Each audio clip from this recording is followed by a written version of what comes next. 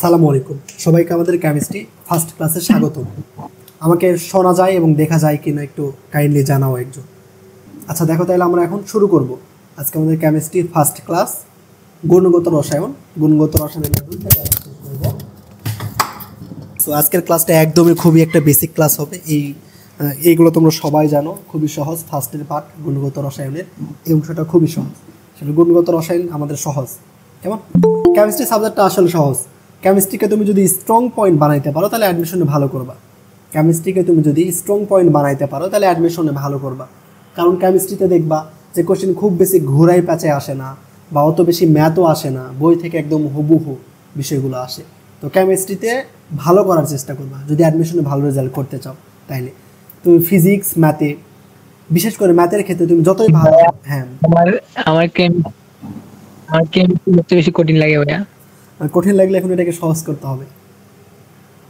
কেমিস্ট্রিকে strong zone বানানোর চেষ্টা করবা। কেমিস্ট্রি সহজ, জাস্ট থিওরিগুলো একটু ভালো করে পড়বা, তাইলে হবে। দেখবা বারবার ওই জিনিসগুলো আসে ওইখান থেকে। তো কেমিস্ট্রিতে কম সময়ে বেশি মার্ক ওঠানো যায়, কম সময়ে বেশি মার্ক ওঠানো যায়। কিন্তু ফিজিক্স বা ম্যাথের কথা তুমি বলো যে কম সময়ে তুমি বেশি মার্ক উঠাইতে পারবা না, বুঝলা? তো কম সময়ে বেশি মার্ক ওঠানোর জন্য কেমিস্ট্রি একমাত্র বেস্ট। সব জায়গাতে দেখবে অ্যাডমিশনে কেমিস্ট্রিতে কোশ্চেন কিন্তু ঘোরাই পাচায় না, একদমই হুবহু উঠাই দেয়। কিন্তু ফিজিক্স বলো বা ম্যাথ বলো, দেখবা কোশ্চেন ঘোরাই পাচায়। কিন্তু কেমিস্ট্রিতে এটা আমাদের করে না। তো কেমিস্ট্রিটা ভালো করে পড়বা। আর আজকের ক্লাসটা আমাদের খুবই একটা বেসিক ক্লাস হবে। তো সবাই দেখো মনোযোগ সহকারে। আমরা মৌলিক কণিকা পড়বো। কেমন? মৌলিক কণিকা পড়বো। দেখো মৌলিক কণিকা কি? মৌলিক কণিকাকে আমরা তিনটা ভাগে ভাগ করতে পারি। একটা স্থায়ী মূল কণিকা, আর একটা অস্থায়ী মূল কণিকা, একটা অস্থায়ী মূল কণিকা, আর একটা কম্পোজিট কণিকা। আমরা সবাই জানি যে স্থায়ী মূল কণিকা তিন ধরনের হইতে পারে। স্থায়ী মূল কণিকা কয় ধরনের হইতে পারে? তিন ধরনের হইতে পারে। একটা ইলেকট্রন, একটা প্রোটন, আর একটা নিউট্রন। আমরা জানি যে স্থায়ী মূল কণিকা তিন ধরনের, ইলেকট্রন, প্রোটন এবং নিউট্রন। অস্থায়ী মূল কণিকা অসংখ্য ধরনের অস্থায়ী মূল কণিকা আছে, প্রায় 100+, 100-র মতো অস্থায়ী মূল কণিকা আছে। কেমন? আমরা জাস্ট স্থায়ী মূল কণিকা জানবো কি, ইলেকট্রন, প্রোটন, নিউট্রন, এবং কম্পোজিট কণিকা কি, এগুলো জানবো। এই দুটো ব্যতীত যেটা, সেটা হবে অস্থায়ী মূল কণিকা। কেমন? পরীক্ষায় যদি আসে নিচের কোনটি স্থায়ী মূল কণিকা, তাহলে ইলেকট্রন, প্রোটন, নিউট্রনের মধ্যে যেটা অপশানে থাকবে সেটা হবে অ্যান্সার। যদি পরীক্ষায় আসে তোমাকে যদি বলে যে কম্পোজিট কণিকা কোনটা, আমরা কম্পোজিট কণিকা কোনটা আমরা জানবো। কম্পোজিট কণিকা সাধারণত দুইটা, একটা আলফা কণা আর একটা ডিউটেরন কণা। কি? ডিউটেরন কণা। ডিউটেরন কণা কেমন? ডিউটেরন কণা মানে হাইড্রোজেনের একটা আইসোটোপ 1,2। হাইড্রোজেন 1,2-কে বলা হয় ডিউটেরন। হাইড্রোজেন 1,1-কে কি বলা হয় বলো তো? প্রোটন। কেমন? তো দেখো, তাহলে কণিকাকে আমরা তিন ভাগে ভাগ করতে পারি। এটা স্থায়ী মূল কণিকা, অস্থায়ী মূল কণিকা, আর এটা কি কম্পোজিট কণিকা। স্থায়ী মূল কণিকার মধ্যে কে আছে? Electron, proton, neutron. কম্পোজিট কণিকা কে? আলফা এবং ডিউটেরন কণা। এই দুটা ব্যতীত যেটা, সেটা আমাদের অস্থায়ী মূল কণিকা। তো পরীক্ষায় যদি আসে নিচের কোনটি কম্পোজিট কণিকা, তাহলে কি বলবা? আলফা কণা বা ডিউটেরন। যদি আসে অস্থায়ী মূল কণিকা কোনটা, তাহলে ইলেকট্রন, প্রোটন, নিউট্রন এবং আলফা এবং ডিউটেরন, এই পাঁচটা ব্যতীত যেটা, সেটা হবে অ্যান্সার। তাহলে আলফা কোণা কি বলতো? আলফা কোণা কি আমরা জানি, দ্বি ধনাত্মক হিলিয়াম নিউক্লিয়াসকে বলা হয় আলফা কোণা। আলফা কোণা কাকে বলবা? দ্বি ধনাত্মক হিলিয়াম নিউক্লিয়াসকে আমরা বলবো আলফা কোণা। ক্লিয়ার? দ্বি ধনাত্মক হিলিয়াম নিউক্লিয়াসকে আমরা বলি আলফা কোণা। দেখো আলফা কোণা আমাদের দ্বি ধনাত্মক হিলিয়াম নিউক্লিয়াস। দ্বি ধনাত্মক হিলিয়াম নিউক্লিয়াস মানে কি বোঝাচ্ছে? যে হিলিয়াম যখন দুইটা ইলেকট্রন ছেড়ে দিবে তাকে আমরা বলবো দ্বি ধনাত্মক হিলিয়াম নিউক্লিয়াস। বুঝছে? এটা আমাদের কি? আলফা কোণা। দ্বি ধনাত্মক হিলিয়াম নিউক্লিয়াসকে বলা হয় আলফা কোণা। তাইলে বলো তো আমাকে, আমরা স্বাভাবিক অবস্থায় হিলিয়ামের প্রোটন সংখ্যা 2 জানি, এবং হিলিয়ামের আমাদের ইলেকট্রন সংখ্যাও 2। তাহলে নিউট্রন সংখ্যা হিলিয়ামের কত? 2। হিলিয়ামের প্রোটন সংখ্যা, নিউট্রন সংখ্যা, ইলেকট্রন সংখ্যা সব 2। এখন তোমাকে যদি বলা হয় আলফা কোণার প্রোটন সংখ্যা কত? আলফা কোণার প্রোটন সংখ্যা মানে আমাদের হিলিয়ামের প্রোটন সংখ্যা। তোমাকে যদি বলা হয় আলফা কোণার ইলেকট্রন সংখ্যা কত, তুমি কত বলবা? 2 বলবা কি? না, আলফা কোণার ইলেকট্রন সংখ্যা কিন্তু 2 না। দেখো আলফা কোণাটা কি? দ্বি ধনাত্মক হিলিয়াম নিউক্লিয়াস।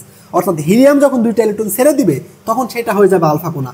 অর্থাৎ হিলিয়ামের স্বাভাবিক অবস্থায় দুইটা ইলেকট্রন থাকে। তো হিলিয়াম যখন ওই দুইটা ছেড়ে দিবে, ছিল দুইটা, ছেড়ে দিছে দুইটা, তাহলে আছে কয়টা? 0টা। হিলিয়ামের স্বাভাবিক অবস্থায় ইলেকট্রন ছিল 2টা, ও ছেড়ে দিছে 2টা, এখন আছে কয়টা? 0টা। অর্থাৎ আলফা কোণার ইলেকট্রন সংখ্যা 0। বুঝছো? আলফা কোণাতে ইলেকট্রন থাকে না। দ্বি ধনাত্মক হিলিয়াম নিউক্লিয়াসকে বলি আমরা আলফা কোণা। দ্বি ধনাত্মক মানে হিলিয়াম যখন দুইটা ইলেকট্রন ছেড়ে দেয়, সেই হিলিয়ামকে বলবো আমরা আলফা কোণা। অর্থাৎ তাহলে আমাদের আলফা কোণার ইলেকট্রন সংখ্যা কত? 0। আলফা কোণার প্রোটন সংখ্যা 2, ভর সংখ্যা 2, কিন্তু ইলেকট্রন সংখ্যা 0। মনে রাখবা। এরপরে আমরা দেখব যে ইলেকট্রন, নিউট্রন, প্রোটন এগুলো কে আবিষ্কার করে, কত সালে, এটা আমাদের জানতে হবে। কেমন? নিউক্লিয়াস, নিউক্লিয়াস আমরা জানি কে আবিষ্কার করে, রাদারফোর্ড আবিষ্কার করে। কত সালে? 1911 সালে রাদারফোর্ড নিউক্লিয়াস আবিষ্কার করে। নিউক্লিয়াস আবিষ্কার করার পরে রাদারফোর্ড তার মডেলে কি বলে, নিউক্লিয়াস কোথায় অবস্থান করবে, কেন্দ্রে অবস্থান করবে, এবং নিউক্লিয়াসের চার্জ কি হবে, ধনাত্মক চার্জ হবে। কেমন? এবং রাদারফোর্ড আমাদের এইটাও বলে যে পরমাণুর সমস্ত ভর নিউক্লিয়াসেই কেন্দ্রীভূত থাকে। কেমন? এই ইনফরমেশনগুলো মনে রাখবা। তাহলে 1911 সালে রাদারফোর্ড নিউক্লিয়াস আবিষ্কার করে। নিউক্লিয়াস কোথায় থাকবে? কেন্দ্রে, এবং সমস্ত ভর এই নিউক্লিয়াসের মধ্যেই থাকে। নিউক্লিয়াসের চার্জ পজিটিভ। ওকে, এরপরে আমরা দেখব পরমাণু। পরমাণু আবিষ্কারকে ডেমিক্রেটাস। কেমন? কত সালে আবিষ্কার করে এটা জানতে হবে না, 4th বা 5ম শতাব্দীতে, এটা জানার প্রয়োজন না, এটা আসে না। পরমাণুর চার্জ নিরপেক্ষ। পরমাণুর ব্যাসার্ধ কত এটা জানতে হবে, 10⁻⁸ সেন্টিমিটার, এটা আমাদের পরমাণুর ব্যাসার্ধ। কত? 10⁻⁸ সেন্টিমিটার, এটা আমাদের পরমাণুর ব্যাসার্ধ, অথবা 1/2। 10⁻⁸ সেন্টিমিটার বা 1/2। 10⁻⁸ সেন্টিমিটারকে তুমি যদি মিটার বানাও তাহলে কত হবে? 10⁻10 মিটার। মিটারকে যদি অ্যাংস্ট্রম বানাও, আমরা কি জানি 1 অ্যাংস্ট্রম সমান 10⁻10 মিটার। অর্থাৎ পরমাণুর ব্যাসার্ধ যদি পরীক্ষায় আসে তাহলে কি বলবা? 10⁻8 সেন্টিমিটার, অথবা 10⁻10 সেন্টিমিটার, অথবা 1 অ্যাংস্ট্রম। সেমভাবে ইলেকট্রন 1897 সালে কে আবিষ্কার করে? স্যার জে থমসন ইলেকট্রন আবিষ্কার করে। ইলেকট্রন কোথায় থাকে? কক্ষপথে। ইলেকট্রনের চার্জ কত আমরা জানি, -1.60 গুণন 10⁻9 কুলম। -1.60 গুণন 10⁻9 কুলম। শুধু কুলম্ব এককে জানলেই হবে না, আমাদের ইএসইউ এককেও জানতে হবে। ইএসইউটা কি? ইএসইউটা কি বলতো? Electrostatic unit. তো ইএসইউ এককেও জানতে হবে, তোমার কুলম্ব এককেও জানতে হবে। কেমন? ইলেকট্রনের চার্জ, এই দুইটা মুখস্থ রাখতে হবে। জাস্ট আমরা -1.60 গুণন 10⁻9 কুলম জানি, কিন্তু ইএসইউ এককে জানি না, এটা মনে রাখবা। 4.8 গুণ 10⁻10। এবার আসবে প্রোটন। প্রোটন কত সালে আবিষ্কার করা হয়? 1919 সালে। কে আবিষ্কার করে? রাদারফোর্ড। প্রোটন কোথায় থাকে? নিউক্লিয়াসে। প্রোটনের চার্জ এবং ইলেকট্রনের চার্জ সমান কিন্তু বিপরীতমুখী। এটা -1.60, এটা +1.60 কুলম। ইএসইউ এককেও দুইটা মনে রাখতে হবে। এরপরে আমরা আসবো যে প্রোটন। প্রোটনের ভর কত? 1.672 গুণন 10⁻24। দেখো, প্রোটন এবং নিউট্রনের ভরের মধ্যে একটা সূক্ষ্ম পার্থক্য। প্রোটনের ভর 1.672, নিউট্রনের ভর 1.675। এটা কিভাবে মনে রাখবা? এটা অনেকে গোলাই ফেলো। এটা এভাবে মনে রাখবা, আমি এভাবে মনে রাখতাম। দেখো, প্রোটন বানানের স্পেলিংটা ছোট না, কয়টা আছে অ্যালফাবেট? 1 2 3। নিউট্রনের কয়টা আছে? দেখো তো 4টা না, এই জন্য নিউট্রনের জন্য ভর বেশি। এভাবে মনে রাখতে পারো। নিউটনে যেহেতু নিউটন বানানটা যেহেতু বড়, তাই এর ভর সংখ্যা বেশি, 1.675। এভাবে মনে রাখতে পারো। তাহলে 675 আর 672 এর মধ্যে গোলমাল হবে না। ওকে, তো গ্রাম এককে, কেজি এককে, এগুলো কনভার্সেশন কিন্তু জানতে হবে। গ্রামকে কেজি বানাবা কেমনে, ইএমইউ বানাবা কেমনে, এগুলো কিন্তু কনভার্সেশন জানতে হবে। ওকে, আর আমাদের এই যে ইলেকট্রন, প্রোটন, এগুলার জাস্ট আমাদের জানতে হবে না, এগুলার ব্যাসার্ধ জানতে হবে না, জাস্ট আমাদের ব্যাসার্ধ জানতে হবে। পরমাণুর ব্যাসার্ধ 10⁻8 সেন্টিমিটার এবং নিউক্লিয়াসের ব্যাসার্ধ 10⁻12 থেকে 10⁻13 সেন্টিমিটার। এই দুটো আমাদের জাস্ট জানতে হবে। কেমন? বুঝছো? এই শখ থেকে কি পড়তে হবে? এই শখটা খুব ভালো করে পড়বা। এই শখ থেকে কিন্তু কোশ্চিন আসি। কোন প্রশ্ন? খুবই সহজ, শখটা ভালো করে একটু মনে রাখবা। কেমন? এরপরে দেখো, তাইলে পরমাণুর কোন মৌলিক কণিকাগুলো অস্থায়ী বলতো? কোন মৌলিক কণিকা অস্থায়ী? আমরা কি জানি? স্থায়ী মৌলিক কণিকাকে ইলেকট্রন, প্রোটন, নিউট্রন। তার মানে এ নাম্বার অপশান হবে না, বি নাম্বারও অপশান হবে না, সি নাম্বার নিউট্রন আছে, হবে না। তার মানে কোনটা হবে বলতো? মেসন এবং পজিট্রন। আমরা কি শিখছি? আমরা জাস্ট স্থায়ী মূল কণিকা এবং কম্পোজিট কণিকা শিখছি। আমরা জানি স্থায়ী মূল কণিকা এবং কম্পোজিট কণিকা ব্যতীত যেইটা, সেইটাই আমাদের অস্থায়ী মূল কণিকা। বুঝছো? পরীক্ষায় যদি আসলে সাধারণত অস্থায়ী মূল কণিকাই আসে। তার মানে ওই দুটা ব্যতীত যেইটা, সেটা হবে অস্থায়ী মূল কণিকা। তুমি অস্থায়ী মূল কণিকাকে যদি মুখস্থ করতে চাও, শেষ করতে পারবা না, 100টার মতো অস্থায়ী মূল কণিকা আছে। এই জন্য আমরা স্থায়ী মূল কণিকা এবং কম্পোজিট কণিকা মনে রাখবো, তাইলেই আমাদের হবে। এরপরে আসি, ইলেকট্রনের ভর কত বলো তো? ওকে, বলো ইলেকট্রনের ভর কত? আমরা সবাই জানি কত? 9 কত বলো তো? ইলেকট্রনের ভর কত বলো? 9.18 গুণ 10⁻28 গ্রাম। 9.18 গুণ 10⁻28 গ্রাম। অপশানে দেখো তো আছে? নাই। অপশানে কি আছে? এএমইউ আছে। এএমইউ মানে কি? Atomic mass unit. মনে রাখবা, অ্যাটমিক মাস ইউনিট, এএমইউ। অনেক জায়গায় কিন্তু পূর্ণরূপ আসে। তো আমরা জানি, দেখো গ্রাম এককে জানি, কিন্তু আছে এএমইউ এককে। কেমনে করবা? আমরা কি জানি? এএমইউকে গ্রামে কিভাবে কনভার্ট করবা, এটা তোমার জানতে হবে। দেখবা, আমি তোমার যে সূত্রে নোট দিয়েছিলাম ওইখানে এই কনভার্সেশনগুলো আছে। তো এই কনভার্সেশনগুলোর জন্য কেমিস্ট্রিতে কিন্তু অনেক কাজে লাগে।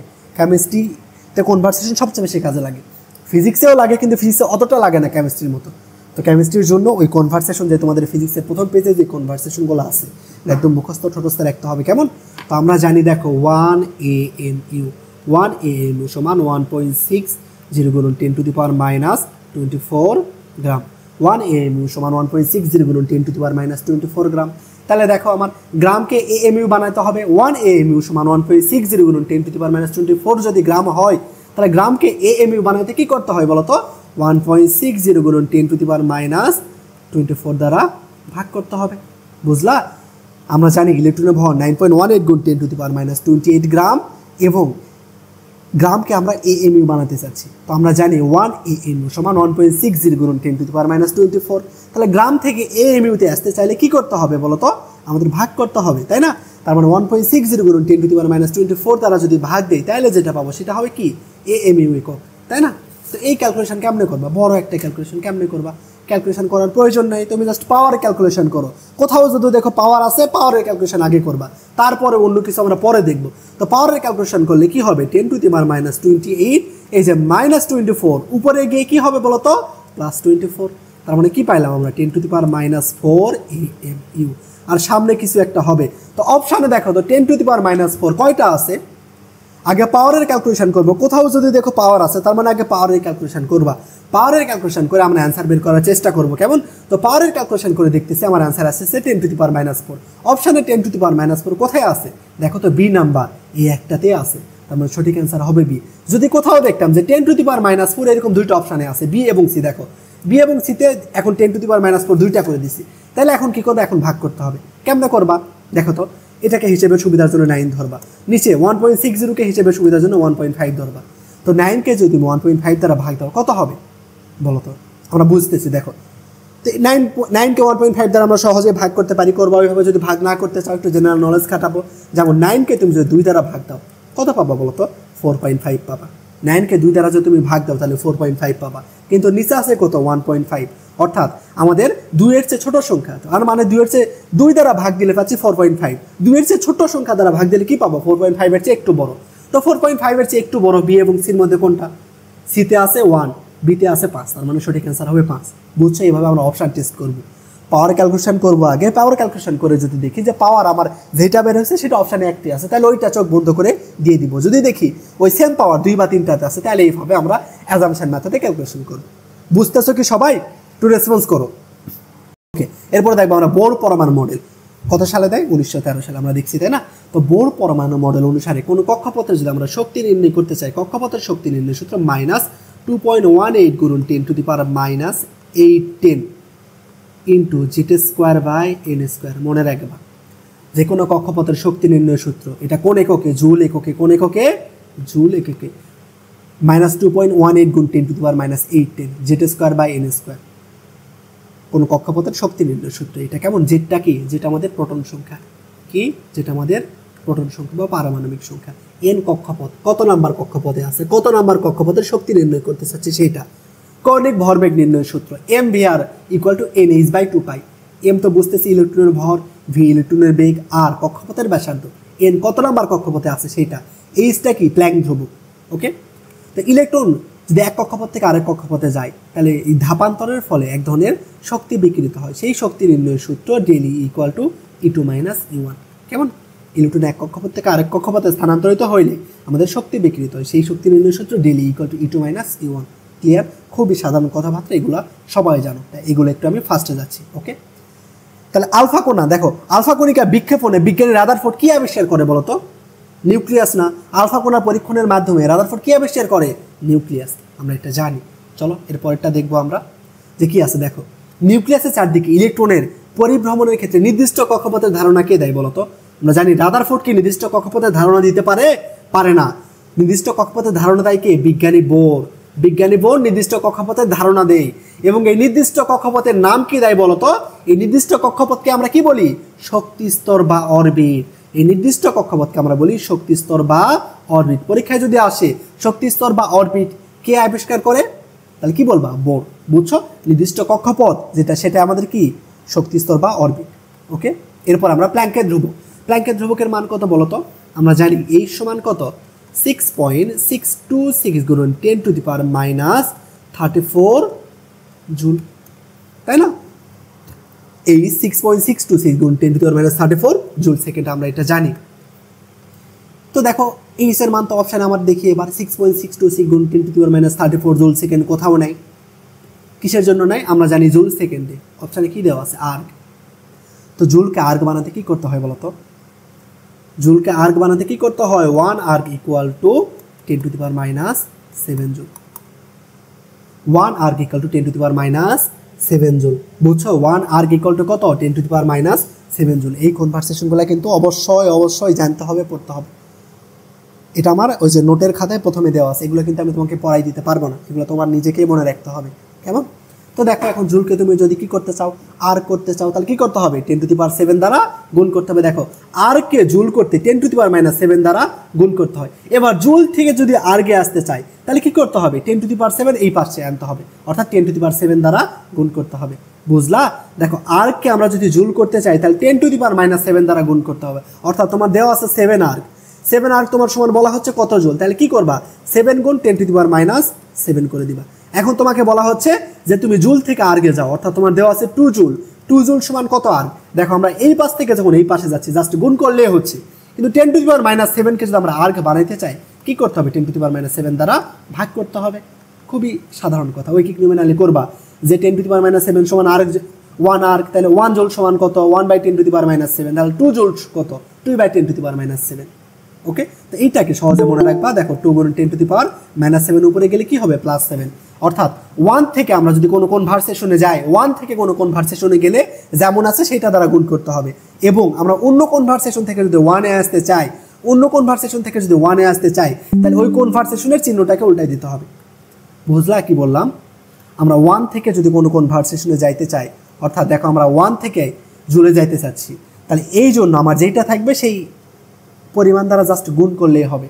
আর আমরা যদি উল্টা কাজটা করি, অর্থাৎ দেখো ওই যে বিপরীত দিক থেকে যদি আসি, অর্থাৎ কোনো সংখ্যা থেকে যদি আমরা 1-এ আসতে চাই, তাহলে আমার কি করতে হবে? আমার পাওয়ারটা জাস্ট উল্টাই দিতে হবে। মনে রাখবে এটা, অথবা নিজের মতো করে ঐকিক নিয়মে করবা। ওকে, তাহলে আমরা কি দেখতেছি?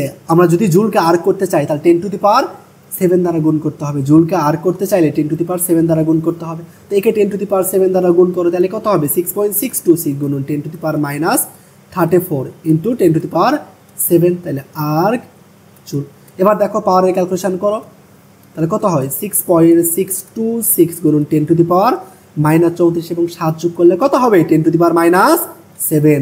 দেখো তো 6.626 গুণন 10⁻7 কোথায় আছে? এ নাম্বারে আছে। সঠিক অ্যান্সার কোনটা? এ নাম্বার, তাই না? তার মানে অ্যান্সার হবে এ। তাই কি? অ্যান্সার শুধু যে এ না, তুমি যেইটা অ্যান্সার করে পাইছো, ম্যাথ করার পরে অ্যান্সার যেটা পাইছো ওইটাই শুধু দিবা, বাকি অপশনগুলো দেখবা না, তাহলে কিন্তু হবে না। তাহলে কিন্তু পরীক্ষায় গিয়ে কট খেয়ে যাবা। এখানে দেখতেছো পাওয়ার আছে 10⁻7, ক নাম্বারে আছে 6.626 গুণ 10⁻7 দিয়ে আসবা। আর বাকিগুলো অপশানই দেখবা না, এমন করলে কিন্তু হবে না, ভুল যাইতে পারে। সবগুলো 4টা অপশানের উপরে একবার চোখ বোলাইতে হবে। 4টা অপশানের উপরেই তোমাকে একবার কি করতে হবে? চোখ বোলাইতে হবে। কেমন? আচ্ছা, সাউন্ড কি শুনতে পাচ্ছ না? হোয়াটসঅ্যাপে কমেন্ট করছো অনেকে যে সাউন্ড শুনতে পাচ্ছি না। আচ্ছা তো ভাইয়া সাউন্ড তো আছে, ভাইয়া ক্লিয়ার। আচ্ছা, দেখো তাহলে এখান থেকে আমরা কি করতে পারি? তো এ নাম্বার দেখলা, বি সি যে তুমি দেখবা না এমন না, সবগুলো অপশন তোমার একবার করে দেখতে হবে। 6.626 গুণ 10⁻27। আমরা দশমিক যত ঘর ডান দিকে নিয়ে যাই, আমার 10-এর পাওয়ার তত কি করতে হয়? বিয়োগ করতে হয়। কেমন? দেখো 6 থেকে যদি আমরা দশমিক এইখানে নিয়ে যাই, তাহলে 10-এর পাওয়ার কি করতে হবে? মাইনাস করতে হবে 1। তাহলে 10⁻27 থেকে 1 করলে কত হবে? 10⁻28। অর্থাৎ 6.626 গুণ 10⁻27 যা 66.26 গুণ 10⁻28 সেম। আবার যদি দশমিক কার এক ঘর ডানে নিয়ে যায় তাহলে 10-এর পাওয়ার -1 আবার যোগ করতে হবে। মনে একবার ডান দিকে গেলে 10-এর পাওয়ার মাইনাস করতে হয়, ডান দিকে গেলে মাইনাস করতে হয়, বাম দিকে আসলে 10-এর পাওয়ার যোগ করতে হয়। তুমি 66 থেকে যদি 6.6-এ আসতে চাও, বাম দিকে আসলে কি করতে হবে? যোগ করতে হবে। ডান দিকে গেলে কি করতে হবে? বিয়োগ করতে হবে 10-এর পাওয়ার। তো দেখো 66 থেকে তুমি যদি 6.6 লিখতে চাও তাহলে কি করতে হবে? আমরা কোন দিকে আসছি? বামে আসছি না? বামে আসা মানে কি? যত ঘর বামে আসবো 10-এর পাওয়ার তত যোগ করবো, যত ঘর বামে আসবো 10-এর পাওয়ার তত যোগ করবো। এক ঘর বামে আসি 10-এর পাওয়ার 1 যোগ, মানে 10⁻27। যত ঘর ডানে যাবো 10-এর পাওয়ার তত বিয়োগ করবো। ক্লিয়ার? দেখো 66 থেকে আমরা যদি এখন এইখানে নিয়ে যেতে চাই দশমিক, তার 10-এর পাওয়ার কি করতে হবে? 1 বিয়োগ করলে কত? 29। তার মানে আমাদের 3টাই সঠিক অ্যান্সার হবে সবগুলো। বুঝছো? চলো পরেরটা দেখি। বোর এর পরমাণু মডেল কোনটার জন্য প্রযোজ্য হবে? আমরা জানি কি বোর কেবল 1 ইলেকট্রন বিশিষ্ট পরমাণুর কি ব্যাখ্যা করতে পারে? বর্ণালী ব্যাখ্যা করতে পারে। বোর কেবল এক ইলেকট্রন বিশিষ্ট পরমাণুর বর্ণালী ব্যাখ্যা করতে পারে। অনেকে মনে করে জাস্ট হাইড্রোজেনের বর্ণালী ব্যাখ্যা করতে পারে, এমন না, এক ইলেকট্রন বিশিষ্ট যে কোনো পরমাণুর বর্ণালী ব্যাখ্যা করতে পারবে, অর্থাৎ যার ইলেকট্রন এক তার বর্ণালী ব্যাখ্যা করতে পারবে কেবল বোর। তো দেখো তো H প্লাস ইলেকট্রন কত? হাইড্রোজেনের স্বাভাবিক অবস্থায় ইলেকট্রন থাকে 1, হাইড্রোজেন একটা ইলেকট্রন দিয়ে দিছে, এখন ইলেকট্রন কত? 0। দেখো বেরিলিয়ামের স্বাভাবিক অবস্থায় ইলেকট্রন কত থাকে বলো তো? 4। বেরিলিয়াম একটা ইলেকট্রন দিয়ে দিছে, তার ইলেকট্রন কয়টা আছে? 3টা থাকলে আমার প্রযোজ্য হবে, বোর মডেল প্রযোজ্য হবে? হবে না। এবার দেখো বি নাম্বার অপশন দেখো, হিলিয়ামের স্বাভাবিক অবস্থায় ইলেকট্রন থাকে 2, হিলিয়াম প্লাস মানে একটা ইলেকট্রন হিলিয়াম দিয়ে দিছে, তার মানে হিলিয়ামের ইলেকট্রন সংখ্যা এখন কত? 1। হিলিয়ামের ইলেকট্রন সংখ্যা 1, অর্থাৎ তার মানে হিলিয়ামের ইলেকট্রন সংখ্যা কত আছে এখন? 1 না? আমরা কি জানি এক ইলেকট্রন বিশিষ্ট পরমাণুর বর্ণালী ব্যাখ্যা করতে পারে কে? বোর। তার মানে সঠিক অ্যান্সার কোনটা? B number. বুঝছো? যেহেতু ইলেকট্রন 1 তাই এর বর্ণালী ব্যাখ্যা করতে পারবে বোর। ক্লিয়ার? যেগুলো ইলেকট্রন 1 সেগুলোর বর্ণালী ব্যাখ্যা করতে পারে আমাদের বোর। পরেরটা দেখো, নিচের কোন সমীকরণ সঠিক? আমরা জানি দেখো del E equal to H, del E equal to আমরা জানি এইচএফ। ডেল ইকুয়াল টু কি জানি বলো তো? এইচএফ, তাই না? এফটা কি ফ্রিকোয়েন্সি আর এইচটা কি প্ল্যাঙ্ক ধ্রুবক। এফকে তোমাদের বই লেখা আছে মিউ আকারে। কি আকারে লেখা আছে? মিউ আকারে। এই নিউ মানেও তোমাদের মনে রাখবা ফ্রিকোয়েন্সি, নিউ মানেও কি ফ্রিকোয়েন্সি। ওকে, তাহলে del E equal to HF বা এইচ নিউ। আবার আমরা ছোটবেলায় পড়ে আসি না, সি ইকুয়াল টু কি হয়? F lambda. C equal to কি? এফ ল্যামডা, তাই না? তাহলে এফ সমান আমরা কি লিখতে পারবো? C by lambda. তো এফ এর জায়গায় তুমি যদি সি বাই ল্যামডা বসাই দাও তাহলে কি হবে? এইচ সি বাই ল্যামডা, অর্থাৎ ডেলি সমান পাইলাম আমরা এইচ এফ অথবা এইচ সি বাই ল্যামডা। এখন অপশানে বলতেছে কোনটা সঠিক না। দেখো তো আবার। আচ্ছা, আরেকটা বিষয়, আমরা তরঙ্গ সংখ্যা, এই যে নিউ বারকে তরঙ্গ সংখ্যা দ্বারা প্রকাশ করি। এটা কি? তরঙ্গ সংখ্যা। কি এটা? তরঙ্গ সংখ্যা। নিউ বারকে আমরা তরঙ্গ সংখ্যা দ্বারা প্রকাশ করি। তরঙ্গ সংখ্যা সমান 1 বাই ল্যামডা, তরঙ্গ সংখ্যা সমান 1 বাই ল্যামডা। ক্লিয়ার? তাহলে দেখো নিউ বার সমান 1 বাই ল্যামডা, হ্যাঁ এটা ঠিক আছে। খ নাম্বারে বলতেছে এই যে নিউ মানে কি বলতো? এফ না, এটাকে আমরা এফ দ্বারা প্রকাশ করতে পারি। ফ্রিকোয়েন্সি এফ সমান আমরা জানি সি বাই ল্যামডা, এই যে এফ সমান সি বাই ল্যামডা, ঠিক আছে। পরটা বলতেছে del equal to H nu, হ্যাঁ এটাও ঠিক আছে। ঘ নাম্বার দেখো, ডেলির সাথে ল্যামডার সম্পর্ক কি? সমানুপাতিক না। ডেলির সাথে দেখো তো ল্যামডার সম্পর্ক কি? ব্যস্তানুপাতিক। ডেলির সাথে ল্যামডার সম্পর্ক ব্যস্তানুপাতিক, অর্থাৎ ডি নাম্বারটা কি? সঠিক না। সঠিক অ্যান্সার ডি।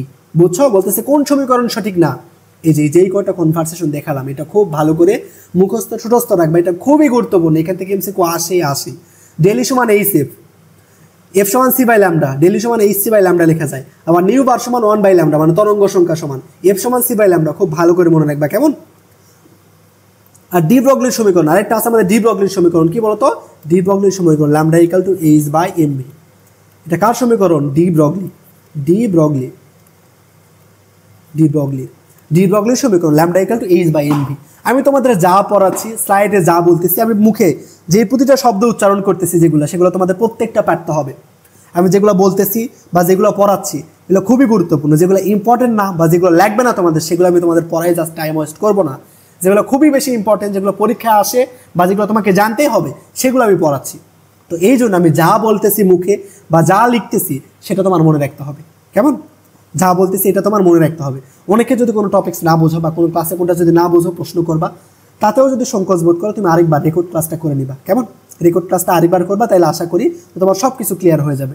অনেক সময় দেখা যায় কারো নেট প্রবলেম হয়, নেট প্রবলেম হলে তুমি তো বুঝবা না, সাউন্ড ঠিক মতো যাবে না বা তোমার ডিসপ্লে আসা যাওয়া করবে। সেক্ষেত্রে তুমি কি করবে? আরেকবার চেষ্টা করবা রেকর্ড ক্লাসটা করার জন্য, তাহলে তুমি ক্লাসের সব কিছুই বুঝবা। আর ক্লাসে যদি সব কিছু বুঝে যাও তাহলে জাস্ট স্লাইড দেখবা, তাহলে তোমার আর ক্লাস করার প্রয়োজন নেই। ওকে, বুঝছো? এই কনভারসেশনটা খুব ভালো করে মনে রাখবা। সবাই কি বুঝতেছো? জানাও, সবাই কি বুঝতেছো? জি ভাইয়া, বুঝতে পারছি। আর যে তোমাদের লাস্ট এক্সামের রেজাল্ট দিয়ে দিব, অনেকে দেখলাম যে অনেক ভালো করছো, আবার অনেকে যে যারা 0 পাইছো তারা, কারণ কি তোমরা কি এখনো পরীক্ষা প্রসেসটা শিখো নাই যে তোমার 60 মিনিটের আগে, পরীক্ষার যেই সময় থাকবে তার 1 মিনিট আগে তোমাকে সাবমিট করতে হবে। তার 1 মিনিট আগে তুমি যদি সাবমিট না করো তাহলে তোমার রেজাল্ট আসবে না। তুমি যদি 1 মিনিট আগে সাবমিট না করো তাহলে রেজাল্ট আসবে না। অনেক ক্ষেত্রে দেখা যাচ্ছে প্রবলেম হয়েছে অনেকের, আজকে দেখলাম যে পরীক্ষা দিতে জাস্ট তোমাকে বের করে দিচ্ছে।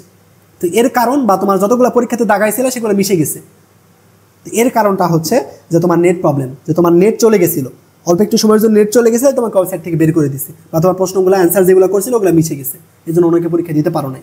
আর আজকের পরীক্ষাটা তুমি একবারই অ্যাটেম্প করতে পারবা, এই অপশান অন করে রাখছিলাম। এই জন্য তুমি একবার এইরকম প্রবলেম হওয়ার কারণে আর পরীক্ষা দিতে পারো নাই।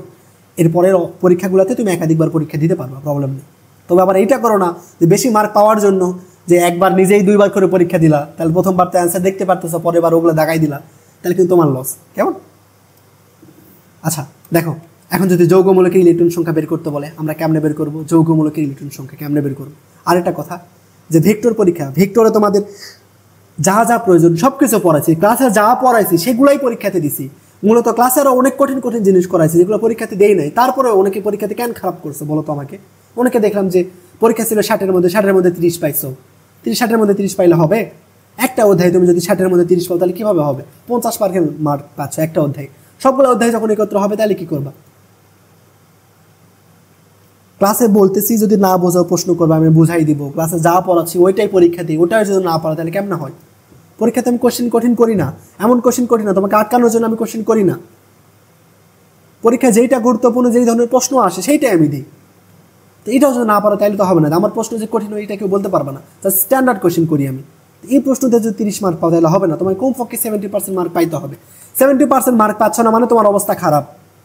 এই অবস্থাতে চান্স পাওয়া টাফ, এই অবস্থাতে চান্স পাওয়া টাফ। হয়তো যদি তুমি আমি প্রশ্ন কঠিন করতেছি তাহলে তুমি উদ্ভাসের মতো যে প্রশ্ন কঠিন করে ভাই পরীক্ষায় পারতেছি না, যে 100-এর মধ্যে 10-15 করে পাচ্ছি, সেটা ভিন্ন কথা। কিন্তু আমার প্রশ্নের স্ট্যান্ডার্ডটা একদম ইজি, যে ভার্সিটিতে তোমার যে ধরনের প্রশ্ন আসে সেই ধরনের প্রশ্নই করি, তার চেয়ে মূলত সহজ করি। তো এইখানে তুমি যদি 50% মার্ক পাও তাহলে হবে? যারা 70%-এর নিচে মার্ক পাচ্ছ তারা বুঝবা তাদের অবস্থা খারাপ। এই অবস্থায় চলতে থাকলে এইবারও চান্স হবে না, করার কথা বলে দিচ্ছি। 70% মার্ক পাইতে হবে। 70% মার্ক পাচ্ছ না মানে তোমার প্রবলেম, কোন জায়গায় প্রবলেম সেটা নিজে খুঁজে বের করো। নাহলে বলছে আমাকে ইন্ডিভিজুয়ালি SMS দিবা যে ভাই আমার এই প্রবলেম, পরীক্ষা দিলাম, মার্ক কিছু কম পাচ্ছি, কি আমার হচ্ছে, পড়তেছি তারপরেও পারতেছি না কেন, আমাকে জানাবা। নাহলে নিজে নিজে প্রবলেম সলভ করবা, তোমার প্রবলেম কোথায়, পরীক্ষায় কেন কম মার্ক পাচ্ছ এটা খুঁজে বের করবা। জাস্ট যদি ওই যে গাধার মতো পরীক্ষা দিয়েই যাচ্ছ, ক্লাস করেই যাচ্ছ, ইমপ্রুভ হচ্ছে না, তাহলে সেই ক্লাস সেই এক্সামের লাভ নেই। এক্সামের উদ্দেশ্য এইটাই, তাহলে তুমি নিজেকে ইমপ্রুভ করতে পারো। প্রত্যেকটা এক্সামে নিজেকে ইমপ্রুভ করতে হবে, এক্সাম দিয়ে শিখতে হবে আমি কোন জায়গায় পারতেছি, কোনটা পারতেছি না, এক্সামে কোনটা পারলাম না ওই টপিক্সটা ক্লিয়ার করতে হবে। জাস্ট পরীক্ষা দিলাম মার্ক দেখলে হবে না, পরীক্ষা দেওয়ার পরে সলিউশন দেখতে হবে যে কোনটা পারলা না, কিসের জন্য পারলা না, ওই টপিক্স তোমার আবার ক্লিয়ার করতে হবে। বুঝতেছো কি? এভাবে পড়বা। তারপর দেখো, তোমাকে যদি বলা হয় যৌগমূলকের ইলেকট্রন সংখ্যা বের করো, খুবই সহজ প্রসেস। দেখো সালফেটের SO4 এর ইলেকট্রন সংখ্যা বের করতে বলতেছে, কেমনে করবো? সালফার ইলেকট্রন কত? 16 প্লাস অক্সিজেন ইলেকট্রন কত বলো তো? অক্সিজেনের ইলেকট্রন সংখ্যা কত আমরা জানি, অক্সিজেন ইলেকট্রন সংখ্যা 8। অক্সিজেন আছে কয়টা? 4টা, তাহলে 8 গুণন 4, একটা অক্সিজেনের ইলেকট্রন 8, অক্সিজেন আছে 4টা, তাহলে 8 গুণ 4 যোগ। দেখো 2 মানে কি, আমরা দিয়ে হই প্লাস নিয়ে হই মাইনাস, মনে রাখবা দিয়ে হই প্লাস নিয়ে হই মাইনাস। -2 মানে কি, দুটো ইলেকট্রন কি করছি, গ্রহণ করতেছি, এই জন্য 2 যোগ হবে। তাহলে এই কয়টা করো, যোগ করে পাবা 50। সালফেটের ইলেকট্রন সংখ্যা 50। কেমন? পরীক্ষায় যদি আসে যে যোজন ইলেকট্রন সংখ্যা কত, সালফেটের যোজন ইলেকট্রন সংখ্যা কত? যোজন ইলেকট্রন সংখ্যা মানে কি, যোজন ইলেকট্রন সংখ্যা মানে কি বলতো? যোজ্যতা স্তরে কতগুলো ইলেকট্রন আছে সেইটা। যোজ্যতা স্তর মানে কি, সর্বশেষ কক্ষপথে কতগুলো ইলেকট্রন আছে সেইটা, মানে সালফেটের যোজ্যতা স্তরে কতগুলো ইলেকট্রন আছে সেটা জানতে হবে। কি এটা আমাদের যোজন ইলেকট্রন। মোট ইলেকট্রন সংখ্যা বের করলে এইভাবে যোগ বিয়োগ। তোমাকে যদি বলা হয় যোজন ইলেকট্রন মানে যোজ্যতা স্তরে ইলেকট্রন, এটা কিভাবে বের করবা? এটা বের করা হচ্ছে সবগুলা পরমাণুর আমার যোজ্যতা স্তরে কয়টা ইলেকট্রন সেটা জানতে হবে। সালফারের যোজ্যতা স্তরে কয়টা ইলেকট্রন আছে বলতো? 6টা। কেমনে বুঝবা? সহজে গ্রুপ মুখস্থ করতে হবে। যেই গ্রুপ, দেখো যেই মৌল যেই গ্রুপের তার যোজনী তত, তার যোজ্যতা স্তরে ইলেকট্রন তত। সালফার কত নম্বর গ্রুপের মৌল বলতো? 16। এই জন্য সালফারের যোজন ইলেকট্রন 6, বুঝছো? বা যোজ্যতা স্তরে ইলেকট্রন 6। সালফারের যোজনী 2, 4, 6 হয়। তাহলে যোজন ইলেকট্রন কত? 6। এগুলো আমরা শিখাবো পরের অধ্যায়ে, এগুলো শিখাবো যে যোজনী, যোজ্যতা বা প্রত্যেকটা 118টা মৌলের প্রোটন সংখ্যা কেমনে বের করে, এগুলো আমরা শিখবো মুখস্থ না করি। তা দেখো সালফারের যোজ্যতা ইলেকট্রন কত? 6। তারপর অক্সিজেন আছে না, অক্সিজেনের আমার যোজ্যতা ইলেকট্রন কত? অক্সিজেনের যোজ্যতা ইলেকট্রন মানে বাইরের কক্ষপথে কয়টা ইলেকট্রন থাকে বলতো? 6টা ইলেকট্রন থাকে, তাই না? তাহলে 6 গুণন 4, অক্সিজেনের জন্য 6 গুণন 4 প্লাস দেখো দুটো ইলেকট্রন গ্রহণ করতেছে, তাহলে এবারও যোগ করতে হবে 2, করলে কত পারতেছি? 32। তাহলে সালফেটের যোজন ইলেকট্রন সংখ্যা 32, সালফেটের মোট ইলেকট্রন সংখ্যা 50। বুঝছো না? আশা করি সবাই বুঝছো। যোজন ইলেকট্রন মানে বাহিরের কক্ষপথে কয়টা ইলেকট্রন আছে সেটা যোগ করা, আর মোট ইলেকট্রন তো বুঝতেছি, প্রত্যেকটা পরমাণু ইলেকট্রন যোগ করা, জাস্ট এই বাকিগুলো তোমরা এইচডব্লিউ বের করবা। ক্লিয়ার? তাহলে এবার আমাকে বলো P4 15 31 ফসফরাস এর 15টা অণুর মধ্যে কয়টা নিউট্রন আছে? P4 এর 15টা অণুর মধ্যে কয়টা নিউট্রন আছে? এর আগে বলো ফসফরাসের একটা অণুর মধ্যে কয়টা নিউট্রন আছে? ফসফরাসের একটা অণুর মধ্যে কয়টা নিউট্রন? আমরা কি জানি ফসফরাস 15 31, তার মানে এই নিউট্রন সংখ্যা কত? নিউট্রন সংখ্যা 16, এই নিউট্রন সংখ্যা 16। তাহলে দেখো আগে P4 এর জন্য হিসাব করি। তাহলে P4 এর মধ্যে কয়টা নিউট্রন থাকবে বলো তো? P4 এর মধ্যে কয়টা নিউট্রন থাকবে? 16 গুণন 4। তোমাকে বলতেছে এরকম 15টা অণু, এরকম 15টা P4 এর মধ্যে কয়টা থাকবে? তাহলে 16 গুণন 4 গুণন 15 করতে হবে, তাই না? একটা P4 এর মধ্যে নিউট্রন থাকে 16 গুণন 4, তাহলে এইরকম 15টা P4 এর মধ্যে কয়টা নিউট্রন থাকবে? তাহলে 16 গুণন 4 গুণন 15 করে পাবা 960। বুঝছো নিউট্রন সংখ্যা কেমনে বের করতে হবে? খুবই সহজ ভাই, এগুলো যোগপ্রিয়। এরপরে পরমাণুস্থ কোনো ইলেকট্রন নিম্ন শক্তি স্তর থেকে উচ্চ শক্তি স্তরে গমন করলে কি হবে বলো তো? কেউ বলতে পারবা? 10 সেকেন্ড টাইম বলো, কোনটা হবে? পরমাণুস্থ কোনো ইলেকট্রন নিম্ন শক্তি স্তর থেকে উচ্চ শক্তি স্তরে গমন করলে অ্যান্সার কোনটা হবে? পরমাণুর স্থিতিশক্তি হ্রাস পায়, পরমাণু আয়নিত হয়, না পরমাণুর গতিশক্তি বৃদ্ধি পায়, নাকি নান অফ দিস? কোনটা হবে? ইলেকট্রন নিম্ন শক্তি স্তরে থেকে উচ্চ শক্তি স্তরে গেলে কোনটা হয়? চেষ্টা করো, বলো কি হবে? আমার নেটের প্রবলেম হয় বা আমার সাউন্ডের প্রবলেম হয়, তাইলে কেউই শুনতে পাবা না বা কেউই দেখতে পাবা না। আর তোমাদের ইন্ডিভিজুয়াল যদি কারো নেটের প্রবলেম হয়, তাহলে তুমি জাস্ট দেখতে পাবা না বা শুনতে পাবা না, এরকম প্রবলেম হবে। দেখো তো এমসিকিউ কেউ পারবা না? ভাইয়া এ নাম্বার মনে হয় হবে। হ্যাঁ দেখো এ নাম্বার হবে। হ্যাঁ কিসের জন্য হচ্ছে আমরা দেখবো। দেখো ইলেকট্রন যদি নিম্ন শক্তি স্তর থেকে উচ্চ শক্তি স্তরে যায় তাহলে কি হয়? আমরা একটু আগে দেখছি না, ঠিক হইছে। আচ্ছা আমরা একটু আগে দেখছি না কোন কক্ষপথের শক্তি নির্ণয় সূত্র কি ছিল বলো তো? En = কত? -2.18 গুণন 10 টু দি পাওয়ার -810, যেটা স্কয়ার বাই n স্কয়ার। এটা কি কোন কক্ষপথের শক্তি নির্ণয় সূত্র। তাহলে শক্তির সাথে n এর সম্পর্ক কি বলো তো? বর্গের ব্যস্তানুপাতিক, তাই না? শক্তির সাথে n এর সম্পর্ক কি? বর্গের ব্যস্তানুপাতিক। নিম্ন শক্তি স্তর থেকে উচ্চ শক্তি স্তরে আসতেছে মানে কি? n এর মান বাড়তেছে, তাই না? নিম্ন শক্তি স্তর থেকে উচ্চ শক্তি স্তরে আসা মানে কি? n এর মান বাড়তেছে। তো n এর সাথে শক্তির সম্পর্ক কি? ব্যস্তানুপাতিক। তো n এর মান যদি বাড়ে শক্তির মান কি হবে? কমবে। এই জন্য পরমাণু স্থিতিশক্তি হ্রাস পাবে। বুঝতেছ কি? নিম্ন শক্তি স্তর থেকে উচ্চ শক্তি স্তরে যাচ্ছে মানে n এর মান বাড়তেছে। আমরা জানি শক্তির সাথে n এর সম্পর্ক ব্যস্তানুপাতিক। তো n এর মান যদি বাড়ে শক্তির মান অবশ্যই কমবে। এই জন্য পরমাণু স্থিতিশক্তি হ্রাস পায়। তোমাকে পরীক্ষায় যদি উল্টা করে বলা হয় যে উচ্চ শক্তি স্তর থেকে নিম্ন শক্তি স্তরে আসে, তাহলে কি হবে? নিম্ন শক্তি স্তরে আসতেছে মানে কি? n এর মান কমতেছে। n এর মান কমলে শক্তির মান বাড়বে। তো তুমি যদি এই এমসিকিউটা না বুঝে প্রশ্ন ব্যাংকে অ্যান্সার দেওয়া আছে এ, তা যদি মুখস্থ করো, পরীক্ষা যদি তোমাকে উল্টাই দেয় তাহলে কিন্তু আর পারবা না। এই জন্য প্রত্যেকটা এমসিকিউ আমাকে বুঝে বুঝে করতে হবে। ওকে, এরপরে আসবো আমরা। দেখো এগুলা খুবই সহজ টপিকস, তোমরা সবাই জানো, একটু এই জন্য একটু ফাস্টে যাচ্ছে। ওকে, তারপরে কেউ যদি না বোঝো আমাকে জানাবা। আইসো ইলেকট্রন কি নামের সাথে রিলেটেড। যে সকল পরমাণুর ইলেকট্রন সংখ্যা সমান তাদেরকে বলবো আইসো ইলেকট্রন। ওকে, দেখো ম্যাগনেসিয়াম 2+ এর ইলেকট্রন সংখ্যা কত? আগে ছিল 12, দুইটা দিয়ে দিছে, এখন হয়ে গেছে 10। অ্যালুমিনিয়ামের আগে ছিল 13, এখন 3টা দিয়ে দিছে, হয়ে গেছে কত? 10। নাইট্রোজেনের আগে ছিল 7, 3টা গ্রহণ করছে, হচ্ছে কত? 10। সবগুলো ইলেকট্রন সংখ্যা 10, তার মানে এগুলা আইসো ইলেকট্রন। ওকে, সব পৃথিবীতে যত পরমাণু আছে সবগুলোর মধ্যে আমাদের নিউটন সংখ্যা থাকে, হাইড্রোজেন 1 ব্যতীত।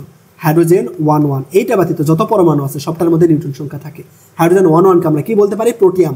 কি বলতে পারি? প্রোটিয়াম বা প্রোটন, যে কোনোটাই তুমি ইচ্ছা বলতে পারবে। ওকে, হাইড্রোজেনের 3টা আইসোটোপ আছে, তাই না? হাইড্রোজেন 1 হাইড্রোজেন 1 হাইড্রোজেন 1 1কে বলতেছি প্রোটিয়াম, 1কে বলবো ডিউটেরিয়াম, 1কে বলবো টিট্রিয়াম। ভারী পানির সংকেত কি? D2। বুঝছো? এরপরে দেখো আইসোটোপ সবাই জানি। কিভাবে মনে রাখবে আইসোটোপ মানে কি? যে সকল পরমাণুর পথে প্রোটন সংখ্যা সমান, যে সকল পরমাণুর প্রোটন সংখ্যা সমান তাদেরকে বলবো আইসোটোপ। আইসো বা র আছে যে সকল পরমাণুর ভর সংখ্যা সমান, রতে কি? ভর সংখ্যা সমান। যে সকল পরমাণুর ভর সংখ্যা সমান তারা কি? আইসোবার। আইসোটন শেষে কি আছে? দন্তান্ন। যে সকল পরমাণুর নিউটন সংখ্যা সমান তারা কি? আইসোটোপ। তাহলে দেখো হাইড্রোজেন 1 এবং হাইড্রোজেন 1 এদের মধ্যে কি বলতো? প্রোটন সংখ্যা সমান না? প্রোটন সংখ্যা সমান মানে কি? তারা আইসোটোপ। এই দুটার মধ্যে দেখো তো কি সমান? 29 64, মানে এর নিউটন সংখ্যা কত? 30। নিউটন সংখ্যা কেমনে পাই? ভর সংখ্যা থেকে প্রোটন সংখ্যা বাদ দিতে হয়, দিলে যেটা পাই সেটা নিউটন সংখ্যা। জিঙ্ক 30 64, এর নিউটন সংখ্যা কত? 30। দুইটা পরমাণুর নিউটন সংখ্যা সমান, তার মানে এগুলা কি বলতো? আইসোবার। এই নিউটন সংখ্যা সমান না তো? এটা নিউটন সংখ্যা সমান। 30 থেকে 64 বাদ দিলে কত হবে? 34। তার মানে এগুলা কি? নিউটন সংখ্যা কি সমান না? নিউটন সংখ্যা সমান না, কিন্তু দেখো ভর সংখ্যা সমান দুইটারই, তার মানে কি? ভর সংখ্যা সমান, তার মানে এগুলা আইসোবার। পরেরটা দেখো সিলিকন 14 31, এর নিউটন সংখ্যা কত? 30 থেকে 14 বাদ দাও, কত হবে? 16। ফসফরাস 15 31, নিউটন সংখ্যা কত? 16। দুইজনের নিউটন সংখ্যা সমান, তার মানে কি? তারা আইসোটোন। ওকে, দেখো নিচের কোনটি আইসো ইলেকট্রনিক বলো তো? কোনটা আইসোইলেকট্রনিক? কোনটা আইসোইলেকট্রনিক? আইসোইলেকট্রনিক মানে কি? যেগুলো নিউট্রন কি ইলেকট্রন সংখ্যা সমান। দেখো অপশান টেস্ট করবা, যেগুলো ইলেকট্রন সংখ্যা সব অপশানে যেগুলো আছে এগুলোর মধ্যে যেগুলোর ইলেকট্রন সংখ্যা সবগুলো সমান সেগুলো হবে আইসোইলেকট্রনিক। এই নাম্বারে কি আছে? F minus. ফ্লোরিনের স্বাভাবিক অবস্থায় ইলেকট্রন থাকে 9, একটা গ্রহণ করছে, কত হয়েছে? 10। সোডিয়ামের স্বাভাবিক অবস্থায় থাকে 11, একটা ত্যাগ করছে, কত হয়েছে? 10। অক্সিজেন 10। কার্বনের স্বাভাবিক অবস্থায় থাকে কত? 6, কি করছে? 4টে ইলেকট্রন গ্রহণ করছে, মানে কত হয়ে গেছে? 6 আর 4 10। সবগুলো ইলেকট্রন সংখ্যা সমান, তাহলে কারা আইসোইলেকট্রনিক? এই নাম্বারে যেটা অপশন আছে সেইটা। ওকে, এবার আমরা দেখবো। দেখো পরমাণু দ্বিতীয় কক্ষপথে একটা ইলেকট্রনের জন্য কৌণিক ভরবেগের মান নির্দেশ করো। কোন কক্ষপথ? দ্বিতীয় কক্ষপথ, মানে এন এর মান কত? 2। আমরা কি জানি? এমভিআর। এমভিআর সমান কি জানি? NH/2π। তো বলতেছে এন এর মান যখন 2 তখন কত হবে? তখন আমাদের এমভিআর কৌণিক ভরবেগ এমভিআর সমান কত হবে? এন এর মান 2 বসাই দাও, 2H/2π। অর্থাৎ 2 কাটা দিলে কি থাকে? H/2π। MVR equal to H/2π কোথায় আছে? এমভিআর ইকুয়াল টু H/π কোথায় আছে? গ নাম্বারে। বুঝতেছো? এন এর মান যখন 2 তখন কৌণিক ভরবেগ এমভিআর ইকুয়াল টু H/2π। চলো পরের টপিক দেখি। এই যে আমরা এটা দেখছি যে এনতম কক্ষপথে কোনো পরমাণুর শক্তি নির্ণয় সূত্র En ইকুয়াল টু -2.18 গুণ 10⁻8 যেটা স্কয়ার বাই n স্কয়ার। এটা কি এককে? জুল এককে। কি এককে? জুল এককে। এখন আমাকে তোমরা বলো তাহলে হাইড্রোজেনের প্রথম কক্ষপথের শক্তি কত? জুল এককে। হাইড্রোজেনের প্রথম কক্ষপথের শক্তি কত? জুল এককে। হাইড্রোজেন 1 এর প্রথম কক্ষপথের শক্তি কত? জুল এককে। কিভাবে বের করবা? En ইকুয়াল টু -2.18 গুণ 10⁻8 যেটা স্কয়ার মানে কি? হাইড্রোজেনের প্রোটন সংখ্যা কত? 1 ডিভাইডেড বাই n মানে কি? কত নম্বর কক্ষপথের বের করতে বলতেছি? 1 নাম্বার। এর মান 1, তাহলে কত হচ্ছে? -2.18 গুণ 10⁻8। এটা হাইড্রোজেনের প্রথম কক্ষপথের শক্তি। হাইড্রোজেনের ভূমি স্তরের শক্তি পরীক্ষায় আসে। নিচের কোনটি হাইড্রোজেনের ভূমি স্তরের শক্তি? এটা কি এককে? এটা জুল এককে। এটা কি এককে? জুল এককে। তোমাকে যদি বলা হয় ইভিতে প্রকাশ করো, তাহলে -13.6 ইভি। জুলকে যদি তুমি ইভি বানাও, ইভি মানে কি? ইলেকট্রোভোল্ট, তাহলে কত হবে? -13.6। বুঝছো? আমরা কি জানি? 1 ইভি সমান 1.60 গুণ 10⁻9 1 ইভি সমান 1.60 গুণ 10⁻9 জুল, তাই না? তো তুমি এই জুলকে যদি ইভি বানাও তাহলে কত হবে? -13.6 ইভি। বুঝছো? এটা মুখস্থ রাখবা। হাইড্রোজেনের ভূমি স্তরের শক্তি কত? -2.18 গুণ 10⁻8 জুল অথবা -13.6 ইভি। ক্লিয়ার? এরপরে দেখো যে এনতম কক্ষপথের বেগ যদি বের করতে চাই, যে তোমাকে যদি বলা হয় হাইড্রোজেনের 3 নম্বর কক্ষপথে একটা ইলেকট্রন ঘুরতেছে, এর বেগ কত নির্ণয় করো, তাহলে কি? যে এটা নির্ণয়ের সূত্র কি? 2.19 গুণ 10⁻6 ইন্টু Z/n, যেটা আমাদের সেমভাবে পারমাণবিক সংখ্যা n কত নম্বর কক্ষপথ সেটা। যার সূত্র, এগুলো কিচ্ছু না, যার সূত্র। তারপর তোমাকে যদি বলা হয় এনতম কক্ষপথের ব্যাসার্ধ নির্ণয় করো, ব্যাসার্ধ নির্ণয়ের সূত্র কি? 5.292 গুণ 10⁻11 n²/z। n কক্ষপথ, যেটা আমাদের পারমাণবিক সংখ্যা। ক্লিয়ার? এটা আমাদের কি এককে? মিটার এককে। কোন কক্ষপথের ব্যাসার্ধ নির্ণয়ের সূত্র? মিটার এককে। অ্যাংস্ট্রম এককে নির্ণয় করতে বললে 0.529 গুণ 10⁻9 n²/z অ্যাংস্ট্রম। পরীক্ষায় এটা আসে কিন্তু। তোমাকে বলা হয় যদি হাইড্রোজেনের 1 নম্বর কক্ষপথের ব্যাসার্ধ কত বের করো, হাইড্রোজেনের 1 নম্বর কক্ষপথের ব্যাসার্ধ কত বের করো, তাহলে কত হবে? 5.292 গুণ 10⁻11। বুঝতেছে কি? তোমাকে 1 নম্বর কক্ষপথের ব্যাসার্ধ বের করতে বলতেছে, এর মান 1, যেটির মান 1। তার মানে 1 নম্বর কক্ষপথের ব্যাসার্ধ 5.292 গুণ 10⁻11 মিটার। এই 3টা সূত্র মুখস্থ ফুটস্থ রাখবা, এখান থেকে আমাদের পরীক্ষায় প্রশ্ন আসে। তাহলে দেখো বলতেছি কি, যদি হাইড্রোজেন পরমাণুর প্রথম স্তরের শক্তি E1 হয় তবে দ্বিতীয় স্তরের শক্তি কোনটি হবে? দেখো তো E সমান আমরা কি জানি? -2.18 গুণ 10⁻8 Z²/n²। দেখো এর সাথে এর সম্পর্ক কি? এর সাথে এর সম্পর্ক বর্গের ব্যস্তানুপাতিক। তুমি শক্তিকে কি করছো বলো তো? শক্তিকে কি করছে? এটা শিখাইছি না তোমাদের? এটা শিখাইছি না? সমানুপাতিক সম্পর্ক থাকলে কিভাবে বের করতে হয়? দেখো এই যে সমানুপাতিক চিহ্ন উঠাই দিব, দিলে ই এর জায়গায় কি লিখবো? E2, এবং ইটা কি হবে? সামনে আসবে। এনকে কি করছি আমরা বলতো? দ্বিতীয় স্তরে নিয়ে গেছি, মানে দ্বিগুণ করছি। তো এনের উপর স্কোয়ার করো, কত হবে? 4, তার মানে E/4। বুঝলা? দ্বিতীয় কক্ষপথে নিয়ে গেলে কত হবে? B number, E/4। ক্লিয়ার? এগুলো তোমাদেরকে ডিটেলসে শিখাইছি, এখান থেকে কিন্তু পরীক্ষা একটা আসবে। তুমি যেই পরীক্ষায় যাও না কেন তোমাকে বলবে একটা সূত্র থেকে, ফিজিক্স কেমিস্ট্রি যেখান থেকে তুমি যেই পরীক্ষাতে যাও না কেন তোমাকে বলবে একটার পরিমাণ দ্বিগুণ করলে আর একটা কত গুণ হ্রাস পাবে, বা একটার পরিমাণ যদি 10% বৃদ্ধি করা হয় আরেকটার পরিমাণ কত % হ্রাস পাবে। এটা কিন্তু খুব ভালো করে শিখেছি। তো এটা আশা করি তোমাদের সবার পারার কথা, সব ক্লাসে এটা শিখাই। দেখো এরপর আমরা নিউক্লিয় বিক্রিয়া দেখবো। কেমন? নিউক্লিয় বিক্রিয়া কি? যেই বিক্রিয়ায় নিউক্লিয়াসের পরিবর্তন হয় সেই বিক্রিয়াকে বলবো নিউক্লিয় বিক্রিয়া। তো নিউক্লিয় বিক্রিয়া 3 ধরনের হতে পারে, একটা নিউক্লিয় ফিউশন, একটা ফিশন, একটা ট্রান্সমুটেশন বিক্রিয়া। ফিউশন বিক্রিয়া কি? যে বিক্রিয়ায় ক্ষুদ্র ক্ষুদ্র নিউক্লিয়াস একত্র হয়ে বড় নিউক্লিয়াস গঠন করে তাকে বলবো নিউক্লিয় ফিউশন। আর ফিশন বিক্রিয়া কি? যে বিক্রিয়া বড় নিউক্লিয়াস ভেঙে ক্ষুদ্র ক্ষুদ্র নিউক্লিয়াসে রূপান্তর হয় তাকে ফিশন। এত বুঝি না সংজ্ঞা টুঙ্গা, সহজে মনে রাখবা কেমনে দেখো আমি কিভাবে মনে রাখতাম। ফিউশন, ফিউশনের বানানটা দেখো তো বড় না? ফিউশনের বানানটা কি? ফিশন হচ্ছে বড় না? এর মানে কি আমার বড়, ফিউশন মানে কি বড়, অর্থাৎ আমার বড় নিউক্লিয়াস গঠন করতে হবে। উদ্দেশ্য ফিউশন মানে, ফিউশন নিজেই বড় ওয়ার্ড, এই জন্য আমার উদ্দেশ্য বড় তৈরি করা। বড় নিউক্লিয়াস কেমন তৈরি করতে পারি? ক্ষুদ্র ক্ষুদ্র নিউক্লিয়াস একত্র করে, বুঝলা? আর ফিশন দেখো তো কি ছোট না, তার মানে উদ্দেশ্য আমার ছোট জিনিস তৈরি করা। ছোট কেমন তৈরি করব? বড় জিনিসকে ভেঙে ছোট তৈরি করব, বুঝলা? ফিউশন দেখো বড়, উদ্দেশ্য বড় তৈরি করা। তো বড় নিউক্লিয়াস কেমন তৈরি হইতে পারে? ছোট ছোট নিউক্লিয়াস একত্র হইতে কেবল বড় হইতে পারে, তাই না? তার মানে নিউক্লিয়ার ফিশন বিক্রিয়া, ফিউশন বিক্রিয়া মানে ক্ষুদ্র ক্ষুদ্র নিউক্লিয়াস একত্র হয়ে যেখানে বড় নিউক্লিয়াস তৈরি হবে। যেমন দেখো হাইড্রোজেন 1 এবং হাইড্রোজেন 1 যদি বিক্রিয়া করে কি তৈরি করতেছে? হিলিয়াম 2 3 না? দেখো তো হাইড্রোজেনের নিউক্লিয়াস কত যেমন ছিল, হাইড্রোজেন নিউক্লিয়াস এবং হিলিয়ামের নিউক্লিয়াস কেমন সেম? নিশ্চয়ই হাইড্রোজেনের নিউক্লিয়াসের চেয়ে হিলিয়ামের নিউক্লিয়াস বড়, অর্থাৎ কি হইলো? ছোট দুটো নিউক্লিয়াস একত্র হয়ে আমার বড় নিউক্লিয়াস তৈরি করলো। তার মানে এই বিক্রিয়া আমাদের ফিউশন বিক্রিয়া। ক্লিয়ার? খুব ভালো করে মনে রাখবা যে নিউক্লিয় কি, ফিউশন বিক্রিয়া কি মানে বড় নিউক্লিয়াস তৈরি করা। ফিউশন মানে বড়, অর্থাৎ বড় নিউক্লিয়াস তৈরি করতে হবে। ওকে, বড় নিউক্লিয়াস ক্ষুদ্র ক্ষুদ্র নিউক্লিয়াস একত্র করে বড় করতে পারি, বুঝছো? আরেকটা বিষয় মনে রাখবা যে নিউক্লিয় ফিউশন বিক্রিয়ায় 10⁸ কেলভিন তাপমাত্রার প্রয়োজন হয়। নিউক্লিয় ফিউশন বিক্রিয়া ঘটানোর জন্য 10⁸ কেলভিন তাপমাত্রার প্রয়োজন হয়, পরীক্ষায় আসে। হাইড্রোজেন বোমা নিউক্লিয় ফিউশন বিক্রিয়ার উদাহরণ। বোমা মানে কি বলতো? ব্লাস্ট হয়ে বিশাল বড় বিস্ফোরণ করে না? তার মানে ক্ষুদ্র ক্ষুদ্র নিউক্লিয়াস একত্র হয়ে বড় ধরনের বিস্ফোরণ করে, এই জন্য হাইড্রোজেন বোমার উদাহরণ। তারপরে সূর্যের মধ্যে আমাদের নিউক্লিয় ফিউশন বিক্রিয়া ঘটে, হাইড্রোজেন হাইড্রোজেন বিক্রিয়া করে হিলিয়াম তৈরি করে, এটা আমাদের সূর্যের বিক্রিয়া, বুঝছো?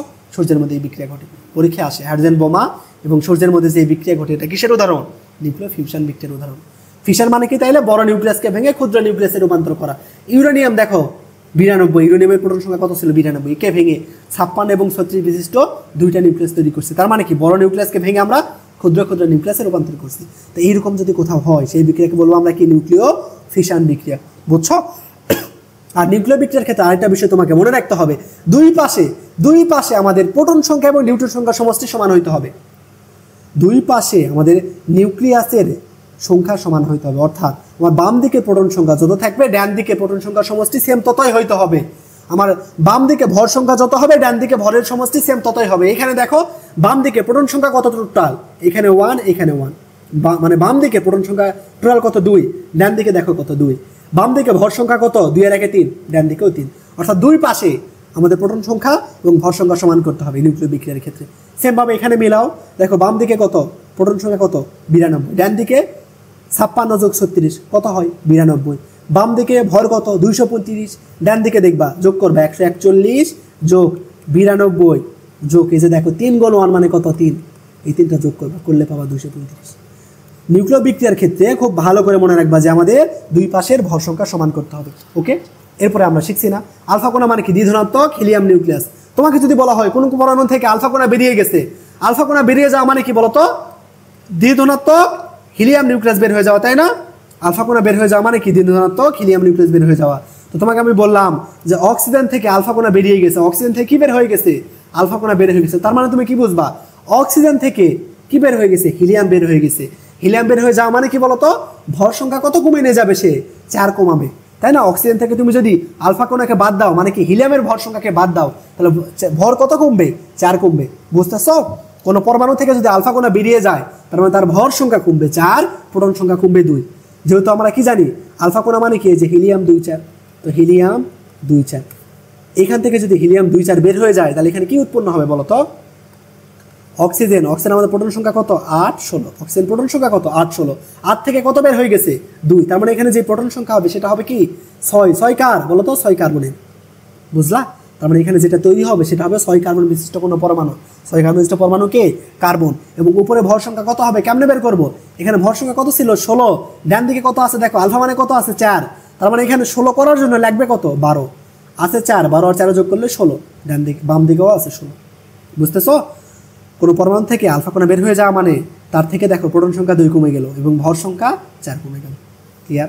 বিটা কোণা, বিটা কোণা মানে কি মনে রাখবা? বিটা কোণা মানে ইলেকট্রন 0-1। বিটা কোণা মানে কি? ইলেকট্রন 0-1। ওকে, আর গামা কোণার কোনো চার্জ নেই, গামা কোণার কোনো চার্জ নাই। কোনো কিছু থেকে যদি বিটা কোণা বেরিয়ে যায় তার প্রোটন সংখ্যা 1 বৃদ্ধি পায়। কোনো কিছু থেকে বিটা কোণা বেরিয়ে যাওয়া মানে প্রোটন সংখ্যা 1 বৃদ্ধি পাওয়া। দুইটা বিষয় মনে রাখবা, কোনো কিছু থেকে আলফা কোণা বেরিয়ে যাওয়া মানে প্রোটন সংখ্যা 2 কমা ভর সংখ্যা 4 কমা কোনো কিছু থেকে বিটা রশ্মি বের হয়ে যাওয়া মানে তার প্রোটন সংখ্যা 1 বৃদ্ধি পাও। আমরা উদাহরণে দেখব। দেখো এখানে কি বলতেছে তোমাকে, একটা বিক্রিয়া দেওয়া আছে। এই যে এই জায়গায় কি হবে সেটা তোমার তৈরি করতে হবে। যে এই জায়গায় কি হবে, এই ফাঁকা স্থানে, এই যে গ্যাপে, এই যে এখানে কি তৈরি হবে তোমার বের করতে হবে। দেখো কিভাবে বের করবা, এখানে কত দেওয়া আছে, হাইড্রোজেন 1 1, ডান দিকে দেওয়া আছে হাইড্রোজেন 1 1, এই ফাঁকা জায়গায় তোমার কি বসবে এইটা বের করতে হবে। কেমনে করবা দেখো, বাম দিকে আমাদের প্রোটন সংখ্যা কত সেটা আগে দেখবো। 7 আর 2 যোগ করো কত হবে 9। বাম দিকে প্রোটন সংখ্যা 7 আর 2 যোগ করো কত 9। ডান দিকেও নিউট্রন সংখ্যা আমার কত বানাইতে হবে 9 বানাইতে হবে। তো ডান দিকে আমাদের দেখো তো প্রোটন সংখ্যা কত আছে, জাস্ট 1 আছে না, তার মানে 1 এর সাথে কি করলে আমার 9 হবে বলো তো, 8 যোগ করলে। তার মানে এই ফাঁকা জায়গায় যেটা বসবে সেটা 8 প্রোটন বিশিষ্ট কোনো পরমাণু। তো 8 প্রোটন বিশিষ্ট পরমাণু কে বলো তো, অক্সিজেন না, তার মানে এখানে বসবো অক্সিজেন 8। বুঝলা, বাম দিকে দেখতেছি প্রোটন সংখ্যা টোটাল 9, ডান দিকেও 9 বানাইতে হবে। ডান দিকে আছে 1, 1 কে 9 বানাইতে কি করতে হবে 8 যোগ করতে হবে, তার মানে এখানে বসবে 8, 8 মানে কি অক্সিজেন। এবার ভর সংখ্যা বের করো, বাম দিকে ভর সংখ্যা 14 আর 4 কত 18, বাম দিকে আছে 18, ডান দিকে কত আছে 1 আছে 1 কে 18 বানাইতে কি করতে হবে 17 আরো যোগ করতে হবে, তাই না, তার মানে এখানে 17 যোগ করে দাও, এখানে হবে 17। বুঝলে, এখন দেখো মিলাও, অক্সিজেনের 17, হাইড্রোজেনের 1, 17 1 18, বাম দিকে 14 4 18, বাম দিকে প্রোটন সংখ্যা 7 আর 2 9, ডান দিকে অক্সিজেন 8 হাইড্রোজেন 1 9। অর্থাৎ দুই পাশে প্রোটন সংখ্যা এবং ভর সংখ্যা কি হইতে হবে আমাদের সমান হইতে হবে। কেমন, প্রোটন সংখ্যা এবং ভর সংখ্যা সমান করতে হবে। এটা আমাদের নিউক্লিয় বিক্রিয়া। তার মানে অক্সিজেন কত 8 16, অক্সিজেন কত 8 16, তার মানে সি নাম্বার। বুঝতেছে কি সবাই বলো তো, নিউক্লিয় বিক্রিয়া কি বুঝছো সবাই বলো, যদি বুঝে থাকো তাহলে এটার অ্যান্সার কি হবে বলো, সবাই জানাও এটার অ্যান্সার কি হবে। অ্যালুমিনিয়াম 13 27, অ্যালুমিনিয়াম 13 27 দেওয়া আছে, মানে ফাঁকা স্থানে কি বসবে, ডান দিকে দেওয়া আছে ফসফরাস 15 30 এবং নিউট্রন, তাহলে কি বসবে বলো তো, বলো বলো কি বসবে।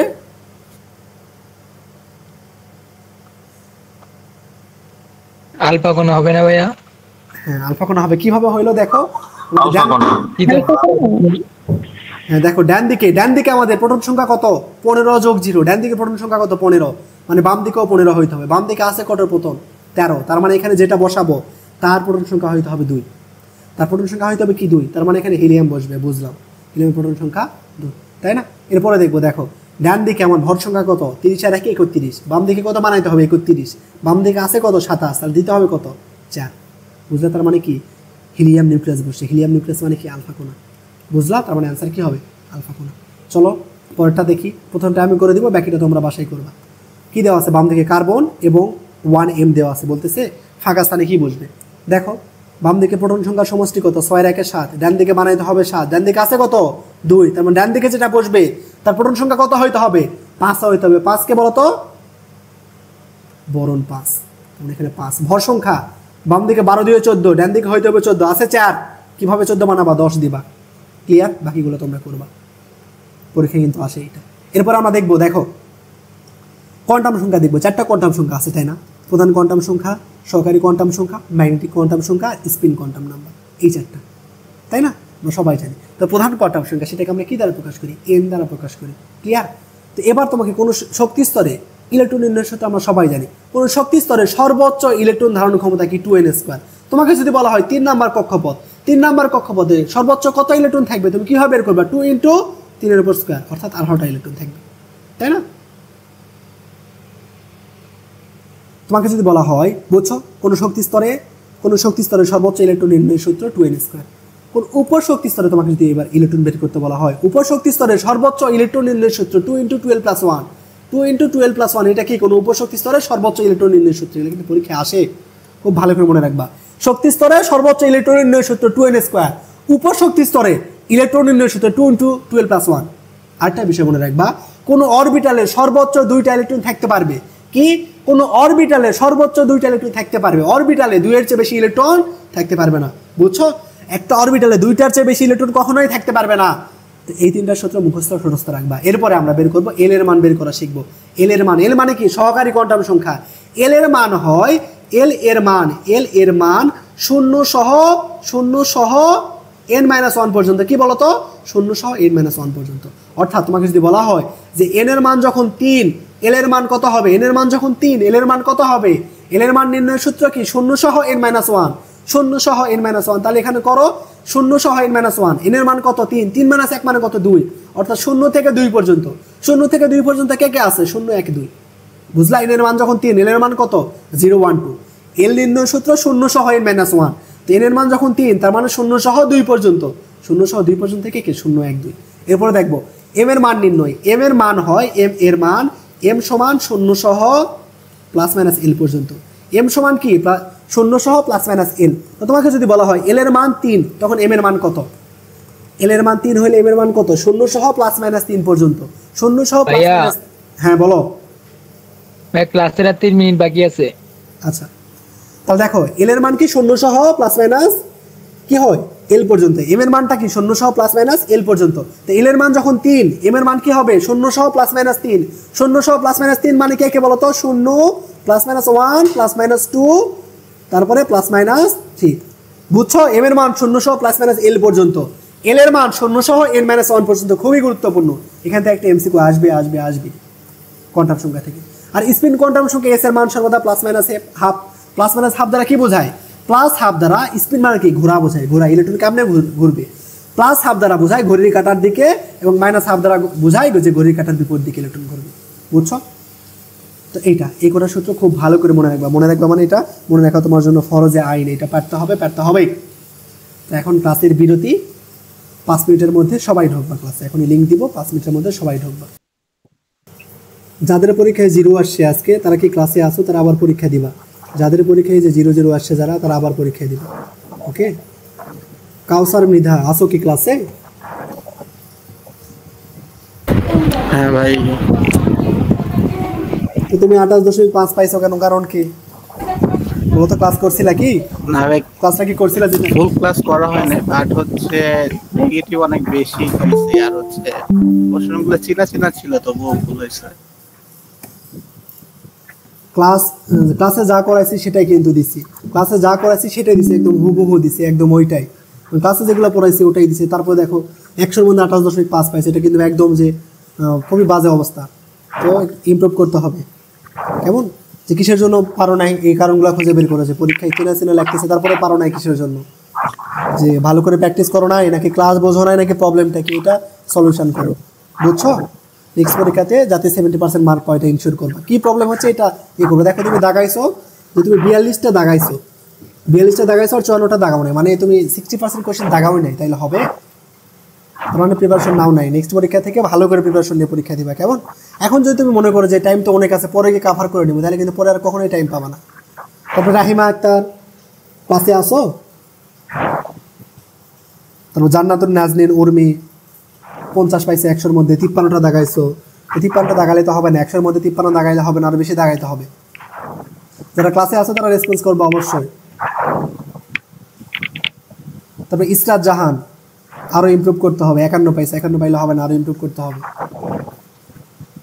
ফারজানা আক্তার 54 পাইলে হবে না, কারণ যাবো এখানে পরীক্ষাতে তোমাকে যা পড়াইছি সেইটাই দিচ্ছি, পরীক্ষাতে যা পড়াইছি সেইটাই দিচ্ছি। তো 100-র মধ্যে তোমাকে 70 পাওয়া যে উচিত ছিল, 100-র মধ্যে 70 পাওয়া।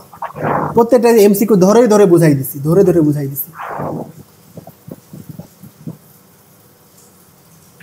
তারপর সাদিয়া নীলা পাইছো 60, আরো ইমপ্রুভ করতে হবে। 64টা দাগাইছো, তার মধ্যে 15টা ভুল গেছে, অ্যাকুরেসি আরো বাড়াইতে হবে, অ্যাকুরেসি আরো বাড়াইতে হবে। আর ফার্স্ট সেকেন্ড থার্ড যারা হয়েছো তারা হচ্ছে সামান্য কিছু গিফট পাবা। ফার্স্ট হয়েছে আনিক, সেকেন্ড হয়েছে মিমি, আর থার্ড হয়েছে একই একটা। দেখো এই মার্কের পার্থক্য কিন্তু বেশি নয়, মার্কের পার্থক্য সেম। দেখো আনিক আর মিমি দুইজনই যে সঠিক 86টা করে করছে, সঠিক 86 হয়েছে। আনিকের ভুল হয়ে গেছে 9টা, মানে ওর অ্যাকুরেসি বেশি আছে। আর মিমির অ্যাকুরেসি, ভাই আমার নামের উচ্চারণ অনিক হবে। আচ্ছা অনিক, আচ্ছা আচ্ছা। তো অ্যাকুরেসি ঠিক রাখবা, কেমন? আন্দাজে দাগানোর প্রয়োজনে আন্দাজে দাগাবা না, তুমি যেটা শিওর পাচ্ছ সেগুলো দাগাবা। দেখো দুজন সেম মার্ক পাওয়ার পরেও মার্কের কিন্তু ডিফারেন্স হয়ে গেছে। তো এই জন্য যেগুলো পারতেছো না সেগুলো দাগানোর প্রয়োজন নাই, যেগুলো পারতেছো না সেগুলো তোমার দাগানোর প্রয়োজনই নাই। যেগুলো পারবা সেগুলো দাগাও আগে, যেগুলো পারবা সেগুলো দাগাবা, যেগুলো পারতেছো না এগুলো দাগানোর প্রয়োজনই নাই, কেমন? তো নেক্সট পরীক্ষা থেকে আশা করি যে সবাই 70% মার্ক উঠাবা। কোশ্চেন আমি সহজ করি, 70% মার্ক তোমাকে পাইতেই হবে। আর এই যে 15টা 19টা যাদের ভুল গেছে তাদের অ্যাকিউরেসি বাড়াইতে হবে। এত বেশি তো তোমাকে 100টা তো দাগানোর প্রয়োজন নাই, তুমি যেগুলো পারতেছো সেগুলো দাগাও, আগে সহজ যেগুলো সেগুলো দাগাবা, যে প্রথম থেকে একদম শুরু করে দাগাই যাইতে হবে এমন না, যেগুলো সহজ সেগুলো দাগাবা। 100 মার্কের কোশ্চিন, তোমার 1 ঘন্টা টাইম, তার মানে তুমি 30 মিনিটে চেষ্টা করবো সম্পূর্ণ 1 থেকে 100 পর্যন্ত একবার যাওয়ার, পরে আবার পরের 20 মিনিট দিবা আরেকবার যাওয়া, 3বার একটা কোশ্চিনে তুমি রান করতে হবে, তাহলে তুমি ভালো পরীক্ষায় করতে পারবা। সব কিছু করার প্রয়োজন নেই, 100টা দাগানোর প্রয়োজন নেই ভাই, তুমি 80টা দাগাও, 100টার মধ্যে 80টা দাগাও। প্রত্যেকে যে 70% মার্ক অবশ্যই ইনশিওর করতে হবে, 70%-এর নিচে পাইলে মানে তোমার অবস্থা ভালো না, তোমার ইমপ্রুভ করতে হবে, তো চেষ্টা করবা 70%-এর উপরে মার্ক ওঠানো। ওকে, এরপর দেখো আমরা পরের টপিক্সে যাই। এই যে এই শখটা খুব ভালো করে মনে রাখবা, যেটা এখন বলে দিলাম সেইটা এই শখ, যে কি আছে এখানে দেখো, এন এর মান যখন 1, আমরা এন কে প্রধান শক্তি স্তরকে KLMN দ্বারা প্রকাশ করি, প্রধান শক্তি স্তরকে KLMN দ্বারা প্রকাশ করি। তোমাকে যদি বলা হয় এম নাম্বার শক্তি স্তর, এম নাম্বার শক্তি স্তর, তার মানে তোমার বুঝতে হবে এন এর মান 3, KLMN এই ক্রমে আমরা যাই শক্তি স্তরের জন্য, কে মানে 1, এল মানে 2, এম মানে 3, এন মানে 4, বুঝছো? তো তোমাকে যদি বলা হয় কে শেল, মানে যখন এন এর মান 1 তখন এল এর মান কত? 0, এল এর মান যখন 0 এম এর মান কত? 0, বুঝছো? এল এর মান 0 হলে এম এর মান কত হবে? 0 হবে। ক্লিয়ার? আর অরবিটাল সংখ্যা কত এগুলো আমরা বের করব। অরবিটাল সংখ্যা বের করার সূত্র আমরা শিখছি নাকি 2l+1, অরবিটাল সংখ্যা বের করার সূত্র কি 2l+1। তো এল এর মান যদি 0 হয় তাহলে অরবিটাল সংখ্যা কত হবে? একটা। অথবা এটা এইভাবেও মনে রাখতে পারো যে ম্যাগনেটিক কোয়ান্টাম সংখ্যা যত আমার অরবিটাল সংখ্যা তত। যেমন দেখো এখানে ম্যাগনেটিক কোয়ান্টাম সংখ্যা কয়টা আছে? একটা না, 0 মানে 1, এই জন্য একটা। এখানে দেখো এম এর মান কয়টা? 3টা, 1 2 3, এই জন্য অরবিটাল সংখ্যা 3। এভাবে মনে রাখতে পারো, অথবা চাইলে এই সূত্র দ্বারা বের করবে 2l+1, বুঝছো? তাহলে দেখো তোমাকে যদি বলা হয় 2 নাম্বার শক্তি স্তর, এন এর মান যখন 2, এন এর মান যখন 2 তখন এল এর মান কত হবে? 0 এবং 1। এন এর মান যখন 2, এল এর মান 0 এবং 1। কেমন? এল এর মান যদি 0 হয় সেটাকে আমরা কি বলি বলো তো? এস। এল এর মান 0 হলে তাকে আমরা কি বলি? এস। এল এর মান যখন 0 সেটাকে বলি এস। এল এর মান 0 হলে সেটা এস। এল এর মান 1 হলে পি, এল এর মান 2 হলে কি বলবো তাকে? ডি। এভাবে চলবে। এল এর মান 0 হলে এস, 1 হলে পি, 2 হলে ডি, বুঝছো? তাহলে দেখো এন এর মান যখন 2, এল এর মান 0 এবং 1, কারণ আমরা এল এর মান জানি 0 সহ n-1 পর্যন্ত। এন এর মান 2 হলে এল এর মান হবে 0 1, এল এর মান 0 হলে এম এর মান 0। এল এর মান যখন 1, এম এর মান কত? আমরা জানি এম এর মান কি হয়? 0 সহ প্লাস মাইনাস এল, অর্থাৎ 0 সহ প্লাস মাইনাস 1 মানে 0 + 1 - 1। ক্লিয়ার? তো দেখো 1 মানে কি বোঝাচ্ছে? 1 মানে বোঝাচ্ছে সেটা পি অরবিটাল। 1 মানে কি বোঝাচ্ছে? পি। 0 মানে কি বোঝায়? এস। 0 মানে বোঝায় এস। 1 মানে বোঝায় কি? পি। 2 মানে কি বোঝায়? ডি। যেহেতু আমার দেখো 0 মানে কি বোঝাচ্ছে? এস। যেহেতু 2 নম্বর শক্তি স্তর, এই জন্য এই শক্তি স্তর নাম হবে 2s। যখন 1 তখন হবে 2p। এই সবটা একটু দেখে নিবা কেমন, এভাবে খুবই সহজ। KLMNO জাস্ট বের করা। এরপরে বলতেছে দেখো কোন উপশক্তি স্তর সম্ভব না। কোন উপশক্তি স্তর সম্ভব না কেমনে বুঝবা? দেখো এটা ডিপেন্ড করতেছে এন এর মানের উপর। এন এর মান যখন 3, দেখো সামনে যে সংখ্যাটা থাকে সেটা এন না, অরবিট শক্তি স্তর। তো এন এর মান যখন 3, এল এর মান তখন কত হবে বলো তো? 0 1। তো আমরা জানি কি এল এর মান 0 সহ n-1। এন এর মান যখন 3, এল এর মান কত? 0 1 2। এল যখন 0 তাকে বলবো এস, এল যখন 1 তাকে বলবো পি, এল যখন 2 তাকে বলবো ডি। ক্লিয়ার? এল যখন 1 তাকে বলবো এস, এল যখন 1 তাকে বলবো পি, এল যখন 2 তাকে বলবো ডি। অর্থাৎ আমার কি কি অরবিটাল সম্ভব দেখাচ্ছ? 3 এর ক্ষেত্রে 3s 3p এবং 3d সম্ভব, তাই না? এখানে কি 3f সম্ভব বলো তো? আমাদের 3f কি সম্ভব হবে না? এখানে কি এফ আছে? নাই, এই জন্য 3f সম্ভব না। এইরকম সেম ভাবে আমরা এন এর মান থেকে এল এর মান বের করবো। এল এর মান থেকে বুঝবো যে কোন অরবিটাল সম্ভব, কোনটা সম্ভব না। অর্থাৎ এন এর মান যখন 3 তখন আমাদের 3s 3p 3d সম্ভব, 3f সম্ভব না। এবার দেখো 2d এর জন্য, 2 এর জন্য দেখবো এন এর মান যখন 2, এন এর মান 2 হলে এল এর মান কত? 0 1। এল এর মান যখন 0 তখন কি? এস। এল এর মান যখন 1 তখন কি? পি। অর্থাৎ 2s এবং 2p সম্ভব। 2d কি সম্ভব না? 2d সম্ভব না। সঠিক অ্যান্সার 2d। বুঝছো? কিভাবে বুঝবা কোন অরবিটাল সম্ভব, কোন অরবিটাল সম্ভব না? এইভাবে তোমার বুঝতে হবে। ক্লিয়ার? এরপরে দেখো এই যে আইসোটোপের ব্যবহার, এটা তোমার জানতে হবে যে আয়োডিন 53 কোথায় ব্যবহার করি? টিউমারের অবস্থান শনাক্তকরণে ব্যবহার করি, গলগণ্ড বা থাইরয়েডের গ্রন্থির চিকিৎসাতে আমরা ব্যবহার করি। টাইটেনিয়াম কোথায় ব্যবহার করি? রক্ত স্রোতে মিশ্রিত করে শরীরের রক্তের পরিমাণ নির্ণয় করার জন্য। টাইটেনিয়াম রক্তের পরিমাণ নির্ণয় করার জন্য ব্যবহার করি। কোবাল্ট ক্যান্সারের কোষ ধ্বংস করার জন্য ব্যবহার করি। ফসফরাস 15 32 রক্ত স্বল্পতার চিকিৎসায় ব্যবহার করি। কেমন? এই কয়টা আমাদের জানতে হবে। বাকি সবগুলা একবার করে দেখে নিবা। এই কয়টা মুখস্থ করবা। আর এই যে ইউরেনিয়াম পাথরের বয়স নির্ণয়ের জন্য। আর বাকিগুলা কি করবা? ভালো করে পড়ে রাখবা, এগুলো পরীক্ষা কিন্তু আসে। ওকে, তারপর দেখো রিডবার্গ সমীকরণ। রিডবার্গ সমীকরণ আমরা কি জানি? 1 by lambda equal to R is 1 divided by n1 এর উপর square minus 1 divided by n2 এর উপর স্কোয়ার। ল্যামডাটা কি বলতো? তরঙ্গ দৈর্ঘ্য। আর এই রিডবার্গ ধ্রুবকের মান কত? 10 9 6 7 8 সেন্টিমিটার। সহজে মনে রাখবা 10 10 9 6 7 8। দেখো 10 9 6 7 8 কি পার সেন্টিমিটার। এটা কার একক বলতো? রিডবার্গ ধ্রুবকের সেন্টিমিটার এককে। যদি বলা হয় মিটার এককে তাহলে 1.09 গুণ 10⁻⁷ পার মিটার। একক সহ মনে রাখবা, এককই কিন্তু মেইন, একক কিন্তু মেইন। ওকে, তাহলে দেখো n1টা কি? n1টা কি আমাদের নিম্ন শক্তি স্তর, n2টা কি উচ্চ শক্তি স্তর। সহজ কথায় নিম্ন উচ্চ বুঝতে গেলে অনেকে গোলাই ফেলো। যেটার মান ছোট সেটা n1, যেটার মান বড় সেটা n2। যেটার মান ছোট সেটা n1, যেটার মান বড় সেটা n2। সহজে মনে রাখবা, যেটার মান ছোট সেটা n1, যেটার মান বড় সেটা n2। এবার তোমাকে যদি বলা হয় দেখো সর্বোচ্চ শক্তি যদি নির্ণয় করতে বলা হয়, তোমাকে যদি বলা হয় সর্বোচ্চ শক্তি নির্ণয় করো। আচ্ছা আমাকে বলো তো, ইলেকট্রন যদি এইখান থেকে, এটা মনে করে 1 নাম্বার, ইলেকট্রন যদি 2 নাম্বার কক্ষপথ থেকে আসে, কোথায় থেকে? 2 নাম্বার থেকে যদি আসে, এবং ইলেকট্রন যদি আমার এরকম অনেক দূর থেকে মানে অসীম থেকে আসতে চায়, ইলেকট্রন যদি অসীম থেকে একে আসতে চায়, অথবা দেখো ইলেকট্রন যদি এই যে অসীম থেকে একে আসতে চাচ্ছে, অথবা 2 নাম্বার কক্ষপথ থেকে একে আসতে চাচ্ছে, কোন জায়গা থেকে আসতে বেশি শক্তির প্রয়োজন? আমাকে বলো তো, কোন জায়গা থেকে আসে বেশি শক্তির প্রয়োজন? নিশ্চয় অসীম থেকে দূরে থেকে আসতেছে না। দূরে থেকে যদি একে আসতে চায় তাহলে বেশি শক্তির প্রয়োজন হবে। এবং দেখো যদি কাছে থেকে যদি আসি তাহলে আমার ওইরকম বেশি শক্তি লাগবে নাকি কম শক্তি লাগবে? কম শক্তি লাগবে। তো এখানে মনে রাখবা কি, আমরা যদি দূরে থেকে আসতে চাই তার মানে বেশি শক্তির প্রয়োজন, দূরে থেকে যদি আসতে চাই তার মানে বেশি শক্তির প্রয়োজন। তোমাকে পরীক্ষায় বলবে যে বামান সিরিজে আসার জন্য বামান সিরিজের সর্বোচ্চ শক্তি নির্ণয় করো, বামান সিরিজের সর্বোচ্চ শক্তি নির্ণয় করো। কি বলবে? বামান সিরিজের সর্বোচ্চ শক্তি নির্ণয় করো। আমরা কি জানি বলতো? Lyman, Balmer, Paschen, Brackett Pfund. হাইড্রোজেনের 5টা বর্ণালী আছে, Lyman, Balmer, Paschen, Brackett Pfund. Lyman, Balmer, Paschen, Brackett Pfund মুখস্থ ঠোঁটস্থ করবা। লাইমেন মানে 1, বামার মানে 2, প্যাশেন্ট মানে 3, ব্র্যাকেট মানে 4, ফোন্ড মানে 5। তোমাকে বলা হচ্ছে যে বামার সিরিজের, কি বলা হচ্ছে? বামার সিরিজে সর্বোচ্চ শক্তি নির্ণয় করো। সর্বোচ্চ কি নির্ণয় করবা? শক্তি। তো সর্বোচ্চ শক্তি তুমি কখন পাবা বলো তো? যখন অসীম থেকে আসবা। যখন অসীম থেকে আসবা তখন তুমি সর্বোচ্চ শক্তি পাবা। তখন এই সূত্র নির্ণয়ের সূত্র কি হবে? 1 by lambda equal to R H 1 divide by n1। n1 মানে কত? বামার মানে কত? 1। বলো তো বামার মানে কত? n এর মান 2। লাইমের মানে 1, বামার মানে 2, অর্থাৎ n1 এর মান হবে 2, 2 এর উপর স্কয়ার মাইনাস n2 এর মান কি? সর্বোচ্চ শক্তি পাইতে যাচ্ছি। কি সর্বোচ্চ শক্তি পাইতে যাচ্ছি? কোন থেকে আসতে হবে? অসীম থেকে আসতে হবে। তাহলে n2 এর মান হবে অসীম। মনে রাখবা সর্বোচ্চ শক্তির জন্য n2 এর মান কি হইতে হয়? অসীম। এবং শক্তি যদি সর্বনিম্ন পাইতে চাই, কি সর্বনিম্ন যদি শক্তি পাইতে চাই তখন n2 এর মান কি হয়? দেখো সর্বনিম্ন শক্তি পাওয়ার জন্য কি করতে হচ্ছে? যে আমরা যদি 1 নম্বরে আসতে চাই তাহলে 2 নম্বর থেকে আসতেই হচ্ছে, তাই না? তার মানে পরের অরবিটাল থেকে আসতে হচ্ছে। পরের অরবিটাল থেকে আসা মানে n2 এর মান হবে n1 + 1। ক্লিয়ার? সহজে মনে রাখবা, বেশি শক্তি পাইতে চাইলে বেশি দূরে থেকে আসতে হবে। অর্থাৎ n2 এর মান কি? ইনফিনিটি। ইনফিনিটি মানে কি? দূরে না? হ্যাঁ দূরে। তোমাকে যদি বলা হয় কম শক্তি পাইতে চাইলে তোমার কাছে থেকে আসতে হবে। কাছে থেকে আসা মানে n2 এর মান n1 এর চেয়ে 1 বেশি হবে। বুঝছো? আশা করি এটা বুঝছো সবাই।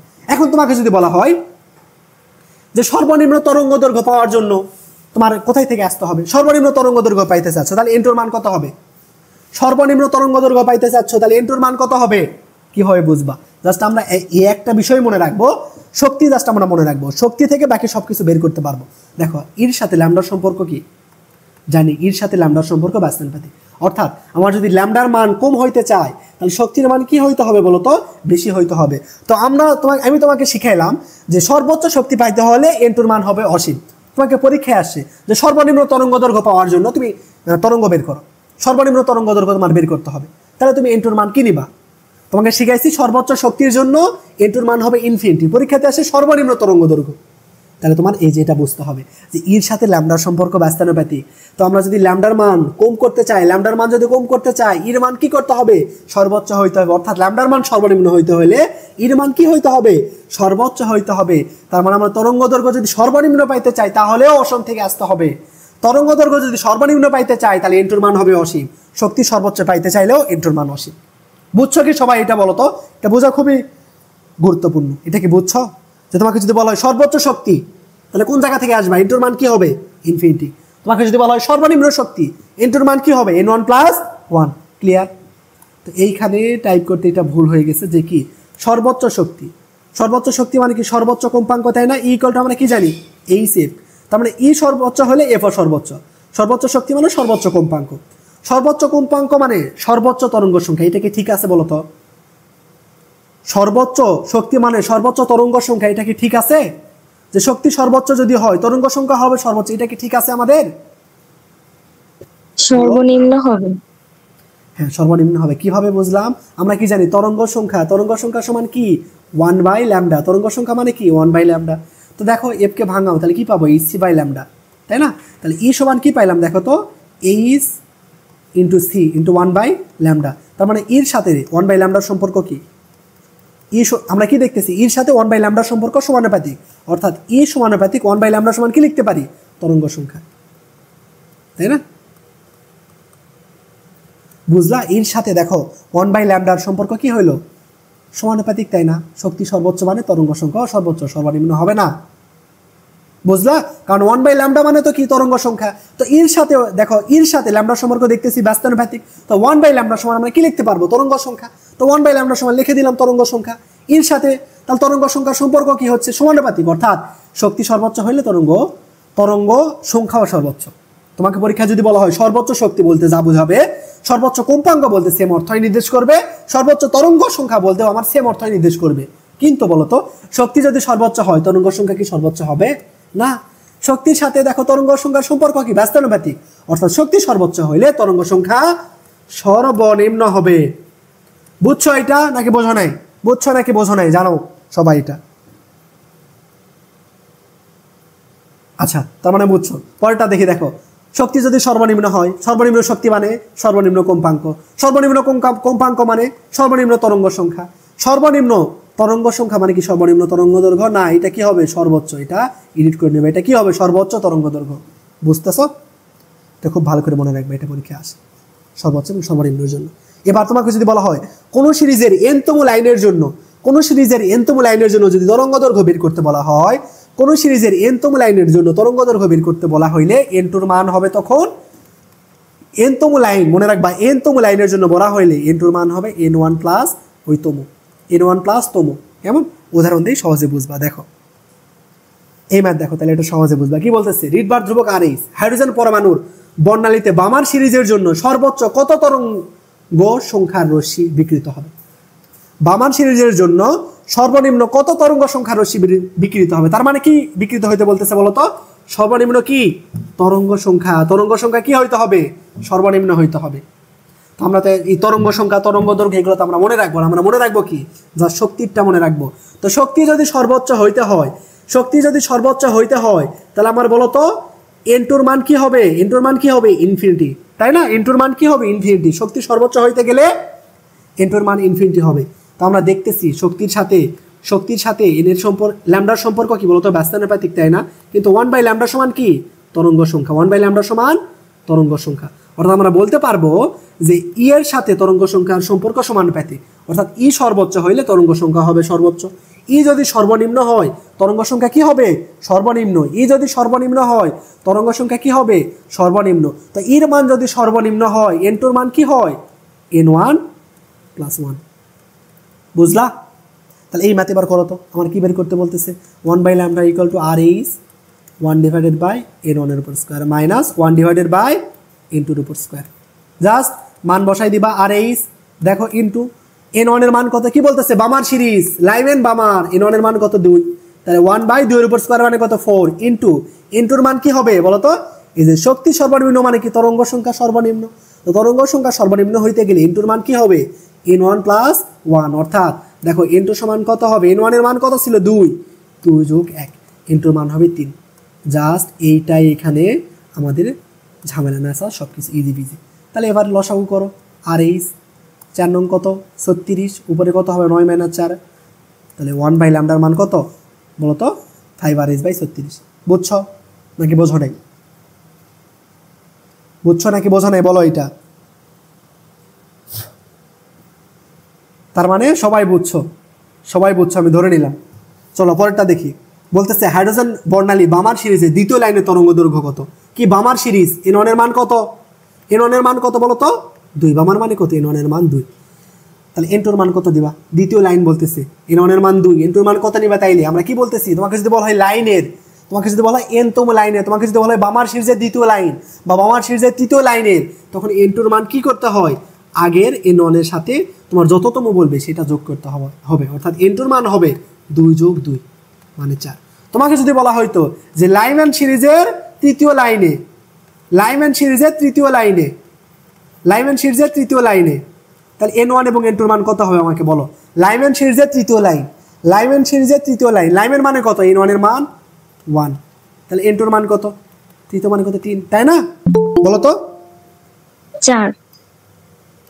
হ্যাঁ 4 হবে। কি বলতেছি, লাইন, লাইন হলে কি হয়? লাইন হলে কি হয় বলো? আগেরটার সাথে যোগ করতে হয়, 3 হবে না।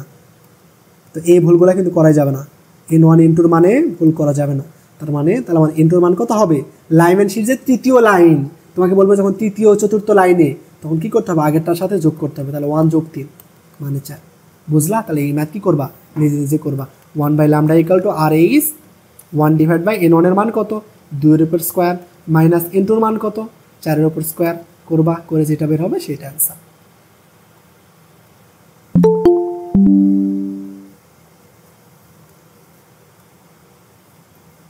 দেখো পরেরটা আমরা জানি Lyman Balmer Paschen Brackett Pfund. Lyman সিরিজে আমরা যেই অঞ্চলটা দেখতে পাই সেটা হবে অতিবেগুনি অঞ্চল। লাইম্যান সিরিজে আমরা অতিবেগুনি অঞ্চল দেখতে পাই। বামার সিরিজে কি দেখা যায়? দৃশ্যমান অঞ্চল। বুঝছো? লাইম্যান সিরিজে দেখা যায় অতিবেগুনি, বামারের দেখা যায় দৃশ্যমান, বাকি সবগুলোতে দেখা যায় অবলোহিত। মনে রাখবা পরীক্ষায় আসে যে দৃশ্যমান অঞ্চল আমরা কোথায় দেখি? বামার সিরিজে। আর লাইম্যানে কি দেখি? অতিবেগুনি, আর বাকি সবগুলোতে অবলোহিত। কেমন? তো চলো তাহলে পরেরটা দেখি কি বলতেছে, এটার অ্যান্সার কি হবে বলো? হাইড্রোজেন পারমাণবিক বর্ণালীর কোন সিরিজটিতে দৃশ্যমান আলো দেখা যায়? আমরা কি দেখলাম? লাইম্যানে অতিবেগুনি, বামারে দৃশ্যমান। অ্যান্সার বামার, বাকি সবগুলাতে অবলোহিত। পরেরটা দেখো কি বলতেছে, হাইড্রোজেন পরমাণুতে একটা ইলেকট্রন দ্বিতীয় শক্ত স্তর থেকে প্রথম শক্তি স্তরে অবস্থান্তরের ফলে তরঙ্গ সংখ্যা কত নির্ণয় করো? তরঙ্গ সংখ্যা নির্ণয় করতে হবে। অর্থাৎ দেখো n1 এর মান কত বলো তো? এখানে n1 এর মান কত, n2 এর মান কত আমাকে বলো। n1 এর মান কত, n2 এর মান কত? কি বলতেছি, কি বলছি তোমাদের? যেটার মান ছোট সেটা কি? n1। অর্থাৎ n1 এর মান হবে 1 এবং n2 এর মান হবে 2। বুঝছো? যেটার মান ছোট সেটা কি? n1, যেটার মান বড় সেটা কি? n2। তাহলে এখন এই 1/λ থেকে এই সূত্র থেকে বের করতে পারবা না, তরঙ্গ সংখ্যা বের করতে বলতেছে। 1 ডিভাইড বাই n1 এর উপর square minus 1 divide by n2 এর উপর স্কয়ার শেষ। তাহলে কত হবে দেখো তো? আর ইজ 1 মাইনাস 1/4, তাহলে কত? 4। এখানে আর এইচ এর মতোই রাখবো। কেমন? আর এইচ এর মান বসানোর প্রয়োজন নাই, তাহলে 3r/4h। ক্লিয়ার? বুঝছো? এটা খুবই সহজ, এটা তোমরা সবাই পারবা। এরপরে আমাদের একটা ক্রম জানতে হবে, একটা ক্রম জানতে হবে যে কি দেখো আমরা জানি অবলোহিত রশ্মি, মাইক্রোওয়েভ, রঞ্জন রশ্মি, ইউভি রশ্মি, দৃশ্যমান আলো, এর একটা ক্রম আছে না যে কোনটার পরে কোনটা? যে অবলোহিত রশ্মি তরঙ্গ দৈর্ঘ্য 0.05, তারপরে আমাদের মাইক্রোওয়েভ, তারপরে রেডিও ওয়েভ, কোনটার কি তরঙ্গ দৈর্ঘ্য, এটা আমাদের জানতে হবে। কেমন? পরীক্ষায় আসবে। দেখো পরীক্ষায় আমাদের কি আসে, আমাদের তো আগে অপশান দেখাই যে দেখো পরীক্ষায় কি আসে, নিচের কোন তড়িৎ চুম্বকীয় বিকিরণের তরঙ্গ দৈর্ঘ্য সবচেয়ে বেশি? অপশান আছে অতিবেগুনি রশ্মি, এক্স রে, অবলোহিত রশ্মি, রেডিও তরঙ্গ। কোনটা তরঙ্গ দৈর্ঘ্য বেশি কেমনে বুঝবা? তার মানে তোমার তরঙ্গ দৈর্ঘ্য মুখস্থ থাকতে হবে, সবগুলা তরঙ্গ দৈর্ঘ্য মুখস্থ থাকতে হবে। তো এই তরঙ্গ দৈর্ঘ্য মুখস্থ থাকা বা মনে রাখার সহজ একটা ওয়ে আছে। ওয়েটা কি দেখো, এই ছন্দটা মনে রাখবা যে কি, মাগুরার অতি সুন্দর দৃশ্য অবচেতন মন রাঙায়। মাগুরার অতি সুন্দর দৃশ্য অবচেতন মনকে রাঙায়। মাগুরার অতি সুন্দর দৃশ্য অবচেতন মনকে রাঙায়, এই ছন্দটা মনে রাখবা। দেখো মোতে কি? মোতে মহাজাগতিক রশ্মি, মহাজাগতিক রশ্মি, মোতে মহাজাগতিক রশ্মি মনে রাখবা, মোতে মহাজাগতিক রশ্মি। কেমন? তারপরে গতে গামা রশ্মি, কি রশ্মি? গামা রশ্মি। মোতে মহাজাগতিক রশ্মি, গতে গামা রশ্মি। তারপর রতে রঞ্জন রশ্মি। রঞ্জন রশ্মি মানে কি বলতো? রঞ্জন রশ্মি মানে কি? X ray. রঞ্জন রশ্মি মানে কি? X ray. বুঝলাম? মাগুরার মোতে মহাজাগতিক রশ্মি, গতে গামা রশ্মি, রতে কি? রঞ্জন রশ্মি। তারপর আমাদের অতি সুন্দর, শরীয়তে অতি বেগুনি, দৃশ্য মানে কি? দৃশ্যমান, বুঝতেছ? দৃশ্যমান। তারপর শরীয় অবতে অবচেতনতে অবলোহিত। তারপরে মোতে কি হবে বলতো? মোতে কিছুই নেই। রতে আমাদের কি? মোতে মাইক্রোওয়েভ, মাইক্রোওয়েভ, মোতে মাইক্রোওয়েভ, রতে রেডিও ওয়েভ। Radio wave. এখন এই ছন্দ মুখস্থ করো। ম্যাগুরার অতি সুন্দর দৃশ্য অবচেতন মনকে রাঙায়। ম্যাগুরার অতি সুন্দর দৃশ্য অবচেতন মনকে রাঙায়। এখান থেকে কিন্তু পরীক্ষায় আসে যে মতে কি মহাজাগতিক রশ্মি, গতে গামা রশ্মি, রতে কি রঞ্জন রশ্মি, শরীয়তে অতি বেগুনি, দৃশ্যমান, অবচেতনতে অবলোহিত, মতে মাইক্রোওয়েভ, রতে রেডিওওয়েভ। এখানে কি মনে রাখবা, বাম থেকে ডানে যত যাব তরঙ্গ দৈর্ঘ্য তত বৃদ্ধি পাবে, বাম থেকে যত ডানের দিকে যাচ্ছি তরঙ্গ দৈর্ঘ্য তত বৃদ্ধি পাচ্ছে। অর্থাৎ এই যে আমাদের 8টা আছে, এই 8টার মধ্যে কোনটা তরঙ্গ দৈর্ঘ্য সবচেয়ে বেশি বলো তো? সবচেয়ে ডানে কে আছে? সবচেয়ে ডানে যে থাকবে তার তরঙ্গ দৈর্ঘ্য সবচেয়ে বেশি। সবচেয়ে ডানে আমাদের কে আছে? সবচেয়ে ডানে আমাদের কে আছে বলো? সবচেয়ে ডানে আমাদের কে আছে? সবচেয়ে ডানে আমাদের আছে রেডিও ওয়েভ। তার মানে রেডিও ওয়েভের তরঙ্গ দৈর্ঘ্য সবচেয়ে বেশি। বুঝছো কিভাবে এটা মনে রাখবা? ছন্দটা মনে রাখবা আর এইটা মনে রাখবা যে সবচেয়ে ডানে যেটা তার তরঙ্গ দৈর্ঘ্য সবচেয়ে বেশি। তাহলে এইটার অ্যান্সার কি হবে আমাকে বলো, যে তরঙ্গ দৈর্ঘ্য সবচেয়ে বেশি কার? ওই ছন্দের মধ্যে দেখো সবচেয়ে ডানে কে আছে? ম্যাগুরার অতি সুন্দর দৃশ্য অবচেতন মনকে কি রাঙায়। তাহলে মতে কি বলতো ছিল? মাইক্রোওয়েভ। রতে কি ছিল? Radio wave. সবার লাস্টে কে ছিল? Radio wave. তাহলে অ্যান্সার কোনটা? এইটা, তরঙ্গ দৈর্ঘ্য সবচেয়ে বেশি রেডিও ওয়েভ। তোমাকে যদি বলা হয়তো এখানে বলা হয়তো সবচেয়ে শক্তি কার বেশি বলো তো? সবচেয়ে শক্তি কার বেশি আমাকে বলো এবার, সবচেয়ে শক্তি কার বেশি বলো? এক্স-রে রশ্মি। শক্তি সবচেয়ে বেশি কার? কেমনে বুঝবা? দেখো আমরা ই সমান কি জানি? H by lambda. দেখো ল্যামডার সাথে ই এর সম্পর্ক কি? ল্যামডার সাথে ই এর সম্পর্ক কি? ব্যস্তানুপাতিক। অর্থাৎ আমাদের তরঙ্গ দৈর্ঘ্য যদি কম হয় তাহলে শক্তি কি হবে? বেশি হবে। তোমাকে বলতেছি আমি শক্তি বেশি কার? শক্তি বেশি তারই হবে যার তরঙ্গ দৈর্ঘ্য কম। তো এই 4টার মধ্যে তরঙ্গ দৈর্ঘ্য কম কার? সবার বামে কি আছে? এক্স রে রশ্মি। তার মানে এক্স রে হবে শক্তি বেশি। বুঝলা? এই 4টার মধ্যে এক্স রে শক্তি বেশি, কিন্তু তরঙ্গ দৈর্ঘ্য বেশি কার? রেডিও তরঙ্গ। ক্লিয়ার? আশা করি এটা বুঝছো সবাই, পরীক্ষা কিন্তু এটা আসে। তারপরে কোন রঙের আলোক কম্পাঙ্ক সবচেয়ে কম? এটা জানার জন্য আমাদের যে 4টা আলো আছে এটার তরঙ্গ দৈর্ঘ্য জানতে হবে। কেমন? তো এটা যদি না জানি একটা ছন্দ মনে রাখতে হবে। ছোটবেলায় আমরা শিখছি না যে কি বলতো? বেনি আসহ কলা। কি শিখছি? বেনি আসহ কলা। বেনি আসহ কলা, এটা ছোটবেলায় শিখছি না যে কি 7টা রং, রংধনুর 7টা রং মনে রাখার ছন্দ। বেনি আসহ কলা। বতে কি? বেগুনি। বতে বেগুনি। তার নতে কি? নীল। শরীয়তে কি? আসমানি। তুন্ত শতে কি? সবুজ। তুন্ত শতে সবুজ। হতে কি বলতো? হলুদ। কতে কি? কমলা। কতে কি? কমলা। লতে কি? লাল। বুঝছো ছন্দ কি? বেনি আসহ কলা, এটা দৃশ্যমান আলো। এটা বেনি আসহ কলা, বেগুনি, নীল, আসমানি, সবুজ, হলুদ, কমলা, লাল। এটার ক্ষেত্রে সেম, যেটা ডান দিকে থাকবে তার তরঙ্গ দৈর্ঘ্য সবচেয়ে বেশি, যেটা ডানে তার তরঙ্গ দৈর্ঘ্য সবচেয়ে বেশি। তার তরঙ্গ দৈর্ঘ্য সবচেয়ে বেশি কার? লাল। আমরা সিগন্যালে লাল আলো কিসের জন্য ব্যবহার করি বলতো? ট্রাফিক জ্যামে বা ট্রেনের সিগন্যালে লাল আলো ব্যবহার করি কিসের জন্য? লাল আলোর তরঙ্গ দৈর্ঘ্য বেশি। লাল আলো এই জন্য দূরে থেকে দেখা যাবে। বুঝলা? লাল আলোর তরঙ্গ দৈর্ঘ্য বেশি, তাই দূরে থেকে দেখা যাবে। দূরে থেকে যাতে আলো দেখা যায় এই জন্য ট্রাফিক সিগন্যালে আমরা লাল আলো ব্যবহার করি। ক্লিয়ার? বেনি আসহ কলা, বেগুনি, নীল, আসমানি, সবুজ, হলুদ, কমলা, লাল মুখস্থ করবা। যেটা ডান দিকে তার তরঙ্গ দৈর্ঘ্য সবচেয়ে বেশি। প্রশ্ন বলতেছে কম্পাঙ্ক কার বেশি? তো আমরা কি জানি? ই ইকুয়াল টু কি জানি? H F. এই সূত্রগুলো কিন্তু মুখস্থ ছোটস্থ রাখতে হবে তোমার। দেখো কোন রঙের আলোর কম্পাঙ্ক সবচেয়ে কম, ম্যাথ কিন্তু না, এটা কিন্তু ম্যাথ না। তারপরেও তুমি যদি এই সম্পর্কগুলো মনে না রাখো পারবা না। সম্পর্কগুলো খুব ভালোভাবে মনে রাখতে হবে।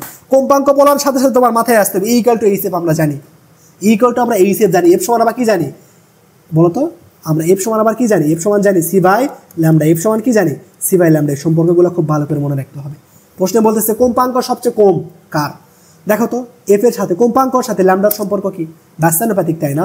এফ এর সাথে ল্যামডার সম্পর্ক কি? ব্যস্তানুপাতিক। অর্থাৎ যার তরঙ্গ দৈর্ঘ্য বেশি তার কম্পাঙ্ক কম, যার তরঙ্গ দৈর্ঘ্য বেশি তার কম্পাঙ্ক কম। তো এই 4টার মধ্যে বলো তো তরঙ্গ দৈর্ঘ্য কার বেশি? তরঙ্গ দৈর্ঘ্য কার বেশি? যেটা ডানে আছে কে? লাল। লালের তরঙ্গ দৈর্ঘ্য বেশি, তাই কম্পাঙ্ক কম। চলো পরেরটা আমরা দেখবো। এমআরআই যন্ত্রে কি ব্যবহার করা হয়? এমআরআই যন্ত্রে কোন রশ্মি ব্যবহার করা হয় বলো তো? এমআরআই যন্ত্রে আমাদের রেডিও ওয়েভ ব্যবহার করা হয়। রেডিও ওয়েভ তোমাদের পরীক্ষায় এগুলো আসে কিন্তু ব্যবহার, আলোর ব্যবহার কোনটা আমরা কোথায় ব্যবহার করি? রেডিও ওয়েভ কোথায় ব্যবহার করি? এমআরআই যন্ত্রে ব্যবহার করি রেডিও ওয়েভ। তারপর রেডিও টিভির সিগন্যালে ব্যবহার করি আমরা রেডিও ওয়েভ। কেমন? এরপরে মাইক্রোওয়েভ কোথায় ইউজ করি? তোমার জানতে হবে মাইক্রোওয়েভ কোথায় ইউজ করি। আমরা মাইক্রো ওভেনে ইউজ করি মাইক্রোওয়েভ। তারপর আমাদের মোবাইল ফোন ওয়াইফাই এর সিগন্যালে ব্যবহার করি মাইক্রোওয়েভ। বুঝছো? অবলোহিত রশ্মি কোথায় ব্যবহার করি? এই যে রিমোটের টিভি থেকে যে রশ্মিটা বের হয় সেটা আমাদের অবলোহিত রশ্মি। বুঝছো? এই রশ্মিগুলোর ব্যবহার, এই 4টার ব্যবহার জানবো। অবলোহিত রশ্মি, আমরা রিমোট থেকে যে আলোটা বের হয় আমরা দেখতে পাই না, কিন্তু ফোনের ক্যামেরা ধরবা দেখতে পারবা, সেটা অবলোহিত রশ্মি। মাইক্রোওয়েভ কোথায় ইউজ করি? মাইক্রোওয়েভ ইউজ করে আমরা মাইক্রো ওভেনে ইউজ করি, রেডিও ওয়াইফাইয়ের মোবাইল ফোন বা ওয়াইফাইয়ের সিগনালে আমরা ইউজ করি মাইক্রোওয়েভ। তারপর রেডিও ওয়েভ, রেডিও টিভির সিগনাল, এমআরআই যন্ত্রে। বুঝছো? এগুলো মুখস্থ রাখবা। তাহলে আজকের ক্লাস আমাদের এই পর্যন্তই। আজকে খুবই জাস্ট থিওরিটিক্যাল সব কিছু ছিল। এই থিওরিগুলো ভালো করে পড়বা। কেমিস্ট্রির ক্ষেত্রে পরীক্ষা কিন্তু ম্যাথ বেশি আসে না, থিওরি বেশি আসে। তো স্লাইডে তোমাকে যা পড়াইছি, স্লাইডের প্রথম থেকে শেষ পর্যন্ত প্রত্যেকটা জিনিস, প্রত্যেকটা টপিকস খুব ভালো করে বুঝে পড়তে হবে তোমার। তাইলে এই পর্যন্ত তোমার আর কিছু পড়তে হবে না। নেক্সট দিন আমাদের জাস্ট আইন শনাক্তকরণ আছে এবং দ্রাব্যতা আছে, এটা করলে আমাদের শেষ হয়ে যাবে। তো এই থিওরি পার্টটা খুব ভালো করে পড়বা। থিওরি পার্ট কি করবা? খুব ভালো করে পড়বা। বুঝছো?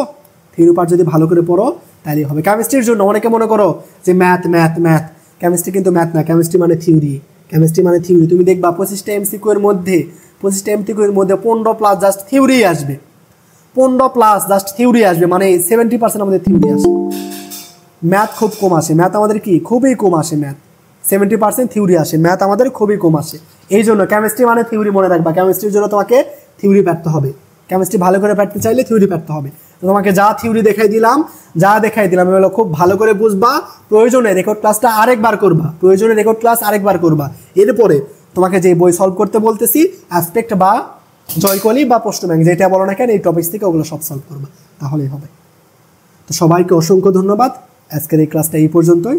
সালামু আলাইকুম।